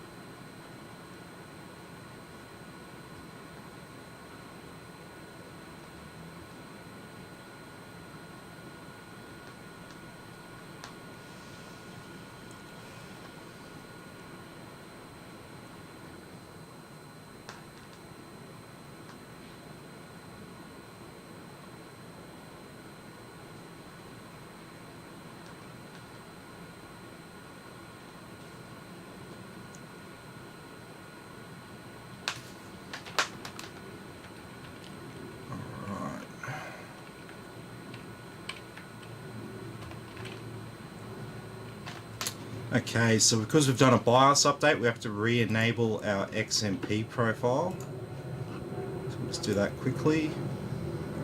Ryzen loves fast memory, so make sure you definitely enable that stuff. Even overclock if you can. Is 3,600 megahertz of RAM, what is it? Most people aren't going to notice a difference. Oh, so say if I was to go from like the 3200 or 3400, whatever I'm on right now, and I went to 3600, there'd be like no major difference. I doubt you'd notice. I doubt you'd notice much. If you're in a really RAM intensive game, maybe you might notice a little bit less latency there. But I mean, you gotta remember, there's speed and there's latency. So those two kind of can work against each other. You can go, oh yeah, I got this 3600 megahertz RAM. It's CL19 or 20. I'd rather CL16 3200 because maybe I could overclock that CL16 memory to 3600. Then I'll have CL16 3600 RAM. So that's part of the equation there, I guess. That's all I asked because I was looking at faster RAM speeds and I was like, is it really even worth it? Well, I mean, go into BIOS and adjust your RAM speed up to 36. You got a Z490, so you can do that. Okay, so let's just do this quick bench and stress test now. Make sure it's doing its thing, which it is. Some short circuits in the meantime. No. And see, the multi-thread score is not what it's famous for. It's famous for this single thread score up here, 637 straight out of the box. So open up hardware monitor here.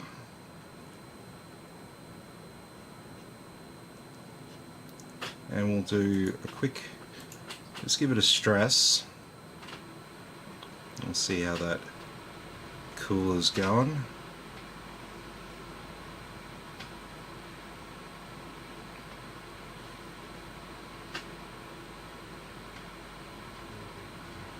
Certainly not overheating, but we'll give it, let's just do a Cinebench render. He's broken.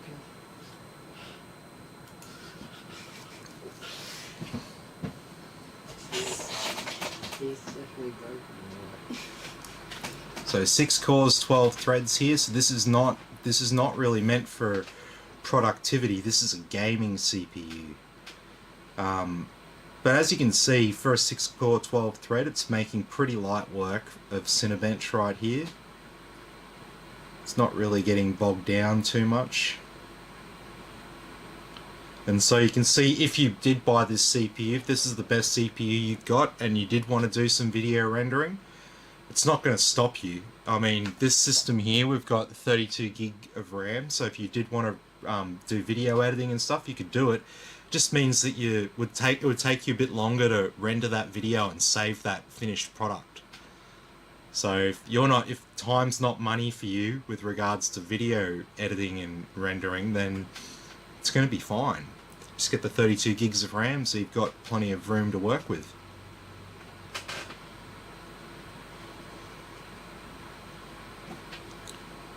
And we'll see where it roughly sits there. So beating a i9 9880H, which is a laptop CPU, so, and well ahead of a Ryzen 7 1700X 8-core. Sitting there roughly just behind i9 9900K in terms of its multi-thread score, so not bad at all. How are our temps looking there? And even while we're running Cinebench there, temps at 71 degrees. So our Wraith Prism cooler is doing a good job at keeping our CPU cool. And so what we might do now, might actually stop this and we might have a look at some gaming benchmarks. So let's finish setting up Afterburner. Superstition 8K.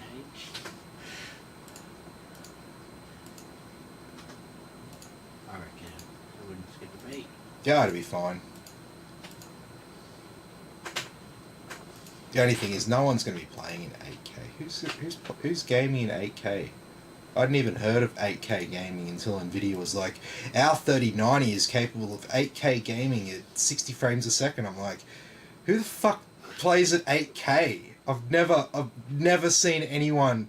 I've never had a customer come to me going, hey mate, really big into 8K gaming. I need the best rig for 8K gaming that you can build me. Said no one ever.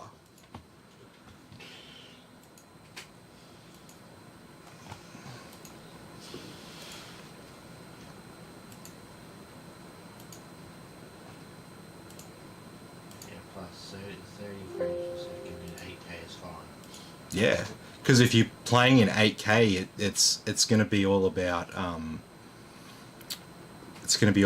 the quality of it. It's not going to be about how many frames a second you're getting, because you're going to be playing some some role-playing game like Red Dead Redemption or something where you want the 8K. There ain't many games online that require 8K. Nah. Like I'm going to be honest, I've not even heard of a single multiplayer game. No. That's 8K. No.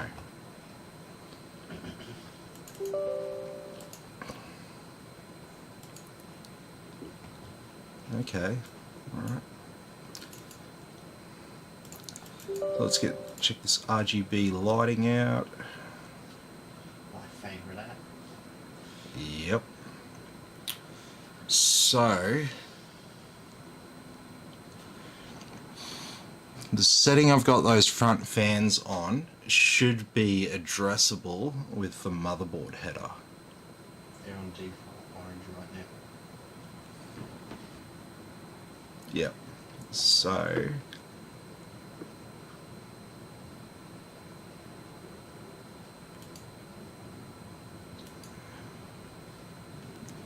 yeah, that's changing everything, isn't it?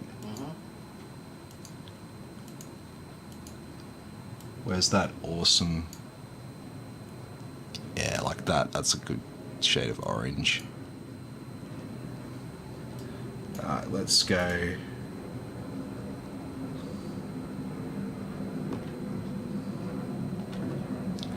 Color cycle. Yeah, let's just leave it on color cycle. But at least it's all synchronized there now, so that's all good. All of our lights controlled by the motherboard. You can just click on them individually or set their own colour setting and mix and match them. Yep. Like I try to do, but my PC's not cool enough for that. I only get to change the colour of my fans. Okay, let's give it a run. Heaven, maximum settings. Starting to get a bit warm. Heating or aircon heating. And it's on the couch.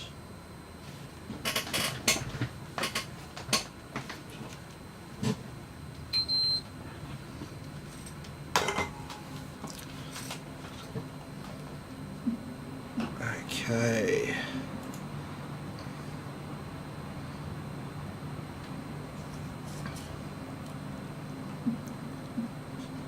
So that number there is our frames a second that we're currently running, and this is on maximum settings 1080p, DirectX 11.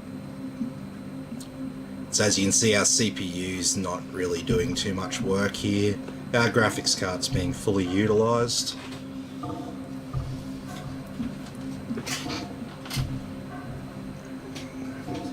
being fully utilised or the CPU?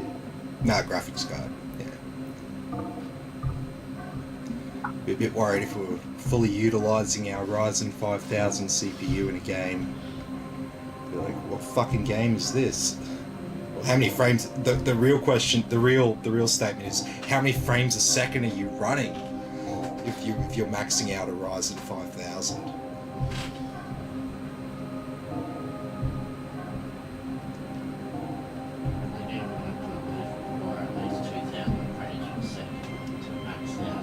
Oh, probably not that much, but yeah, I mean, depends what it's rendering, right? I mean, you can't even say how many frames you have because for everybody it's different.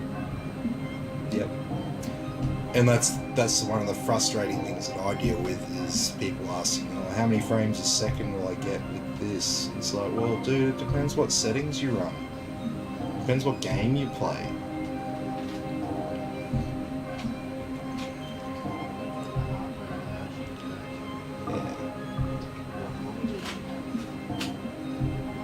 Yep. Yeah, well, if you don't have a monitor, yeah, I mean, if you don't have a monitor that can display the frames, it just skips the frames. It doesn't matter. So it's outputting 180 frames a second or so now, right? if your monitor was only 60 hertz, it would display one frame and skip two. So what is this like 100 hertz or is it 60? This one here, this one is 60 hertz, so we're not actually seeing the frame rate we're seeing there on this display that we're looking at. But that doesn't matter because, yeah, I mean this is a 4K monitor, so it's only meant to be 60 hertz. It's not like a 4K gaming monitor. This is a cheap second-hand 4K monitor I got for like $300. So you get yourself a 124 hertz gaming monitor and you'd see a huge difference. Oh, that one there, that's a 165 hertz 1440p gaming monitor. So that's the gaming monitor there. This is just the general display.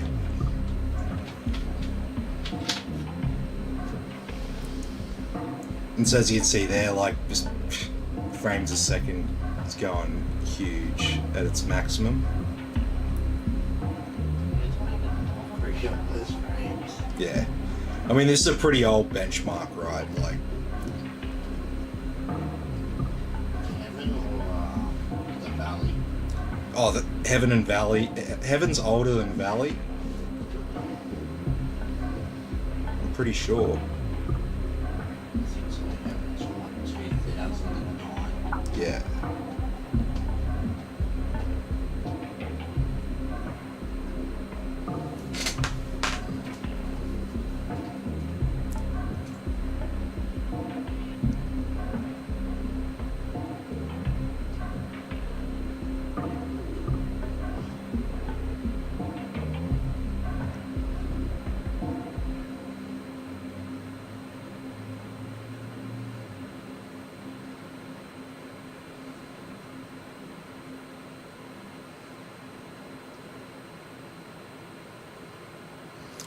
There we go.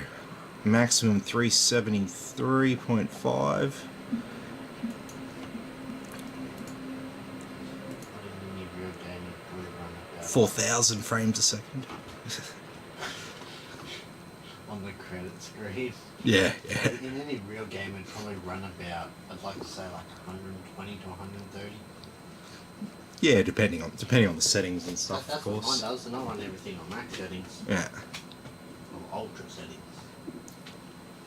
Okay, so far we just hit 72 degrees on the CPU, Wow. 63 on the graphics card. So we haven't given it a full test, but I think I'm pretty happy with it so far. So I'm pretty much right to do my final stress test on it. So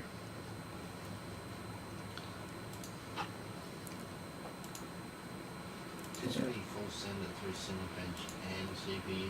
yeah. So I'll I might do a sort of Furmark run. Furmark. Me.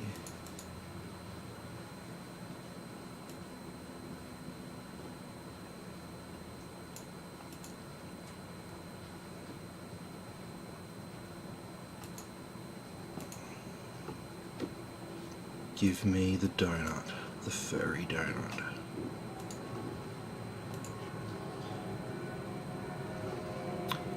Alrighty.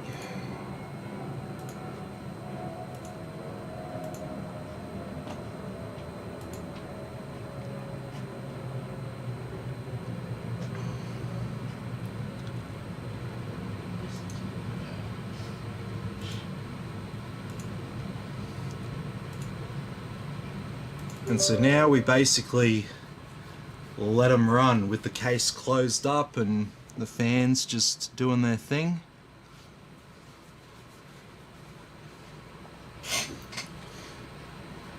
And we'll just make sure that nothing's overheating. So I let this run for a couple of hours. I restart the Cinebench periodically. It runs for half an hour at a time.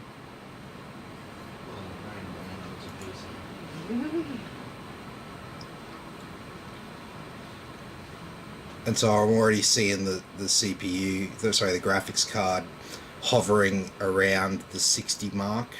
It's sort of dropping down and going back up and dropping down and going back up. So it sort of looks like we're kind of hitting a plateau there with our graphics card.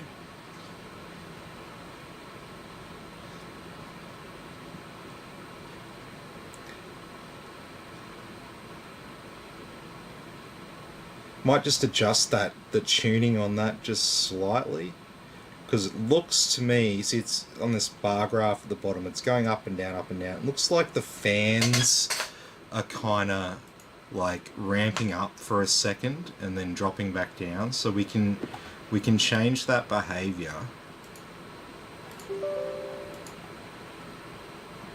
We can adjust the fan curve.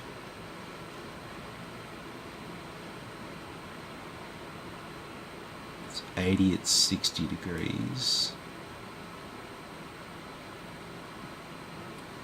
Let's make it 80 at 65 degrees. Let's see if that stabilizes.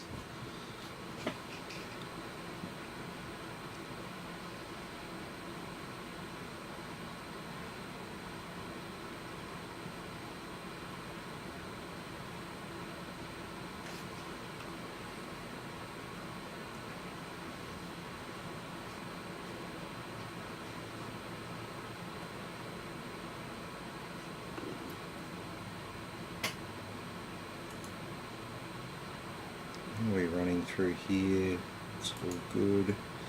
There are our temperatures, 75 on the CPU, 65 on the maximum 65 on the graphics card.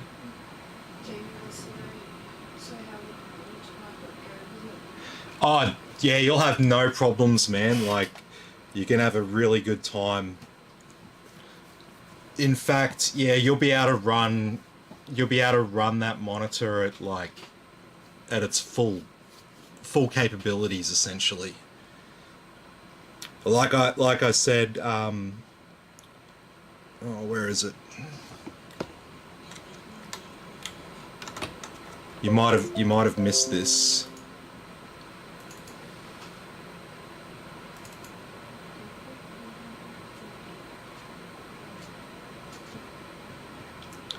So, if we get your PC rated,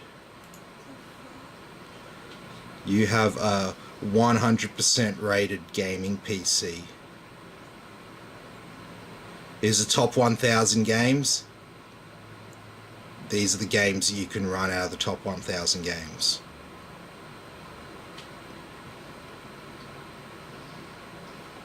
So you can run whatever you want with this setup.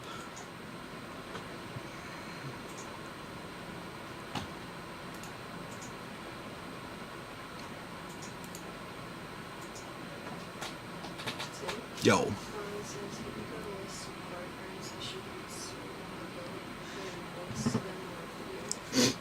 Yeah, so depends what you really need, but the apps that you see me install, they're apps that I use just to make sure that everything's running all right. So what have I not used here tonight? Fucking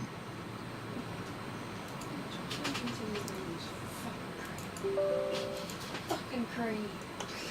What? Sorry, I was looking for hair dye and I finally found what I wanted, but the site's selling like 200 mils of cream for $168. Can you shove that up their ass? We expect it's probably top-notch cream. Oh, it is, but it's... So this one here, this is crystal disk info. So this is just to test the read and write speeds of our SSDs and stuff, just to make sure that they're performing as they should be.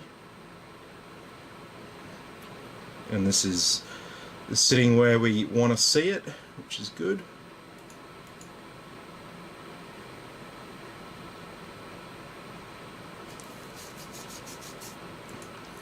And so it doesn't matter that we're running all these tests together at the same time and stuff. We're not going for like results or anything, we're just stressing it.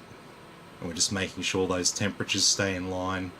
Because what we're doing right now is not how it's going to be used normally. You're not going to be rendering a video while you're running a game. Oh, you never know. Those clubbing players might be like, oh yeah, that's a sick clip. Hey, let's render it while playing 5. Well, I've seen people do it. yeah, I know that there are people who would do it, but yeah, that's for Threadripper. I actually had one person the other day who's like, I'm just going to render this clip while I get more sniper clips on Call of Duty. I was like, oh god, this is gonna, your computer's gonna hate you. Oh well.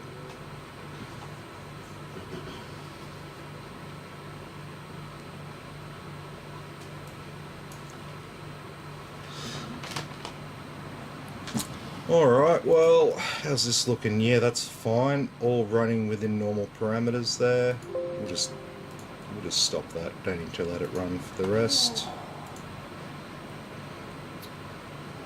And that's pretty much it. That's headlight. Oh, it's here. That's the right shade. Cyan, orange, yellow, cyan. So I always install CPU-Z, hardware monitor, crystal disk info, crystal disk mark, MSI afterburner, VLC as a general media player that'll play everything. And then these other ones, these are benchmarks, Google Chrome, Edge, GeForce Experience, various other things. But the main ones there, CPU ID, hardware monitor, crystal disk mark, and info. Info is like a scan tool for your storage devices. So just like you plug in a scan tool to a car and it will tell you all the error codes and everything that's been going wrong with the car. This will do the same thing for your storage drives. Oh yeah, I forgot to tell you, I've still got that hard drive that's dying, but I got rid of one of the bad sectors in it. Oh, did ya? But the reallocated sector count's still caution. Yeah. Oh, you can't fix it. You can use the program to fix one of it. You can tell it to not use the bad section anymore, but I just did a check disk on it, so yeah. the drive didn't fail, so that's a good start. Because I was reading up on it, like check disk and you see what area you're in for a new drive or something. Yeah, but if you just plug it into plug it into crystal disk info, and that'll tell you whether you should be worried about it or not. Yeah, it's just caution. I only use it to play emulators. Yeah. But it just hates my SSD. Yeah. Well, if it's saying caution, then it's gonna die. They always die. Mechanical parts, they always break down. It's guaranteed 100% of the time.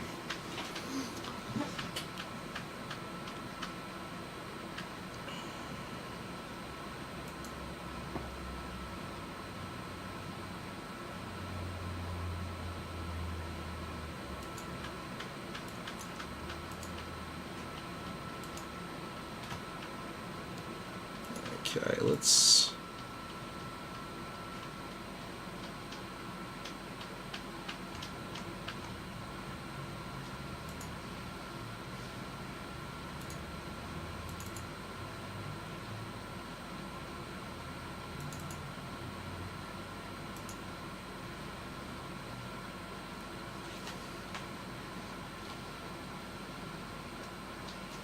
That's a waterhead eye from the UK. Because they don't make my shade anymore. Well, they do, but they just don't sell it in Australia. You should just try every colour. Huh? You should just try every colour of head eye. Go purple, go blue, go green, Green. go pink.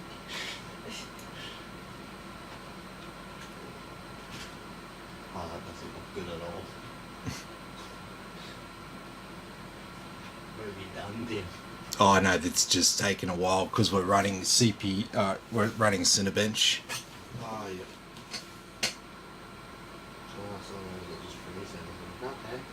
No, it'll come good. It's just, yeah, it just takes its time.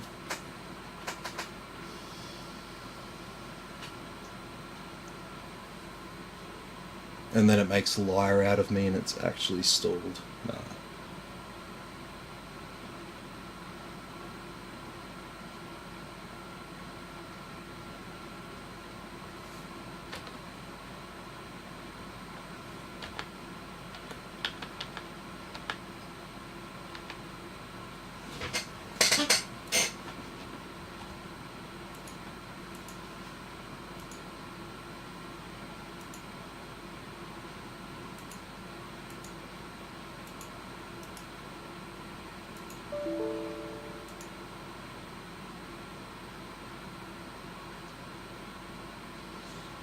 Well, it definitely had a fit about something. Nah, it doesn't like Doesn't like 7 inch. yeah, it doesn't like trying to do the same things at the same time. Usually when I run it, I start up the benchmarks before I start Cinebench.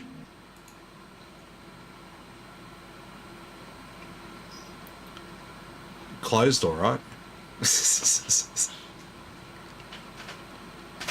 Nah, all good. Well, anyway, I might actually leave it there for tonight's video because I'm gonna be going to bed fairly soon and I'm gonna set this up to do about an hour and 20-minute run, and we'll just make sure the temperatures are sweet. But from what I can see so far, I'm not seeing any cause for concern here with temperatures on this rig. So yeah, happy days. Yeah, like I said, we're gonna leave it here for tonight, but I'll be back tomorrow. We got more builds coming up, more just general stuff, repairs and whatever. So be sure to tune in, and please come over to the YouTube channel, like and subscribe over there. And we've only got like 32 people on YouTube. We get heaps of viewers on Facebook, but not many on YouTube. So please have a look over there because there's going to be a lot of exclusive content that will only be on YouTube, because I'm not going to upload like short videos to Facebook. It's just going to be like my live streams and stuff. So if you want like little how-to videos and stuff like that, you've got to come over to the YouTube channel to get all that content. There's not much there now, but I'll be adding to it over the coming months. So check it out, and I'll see you all in the next video tomorrow.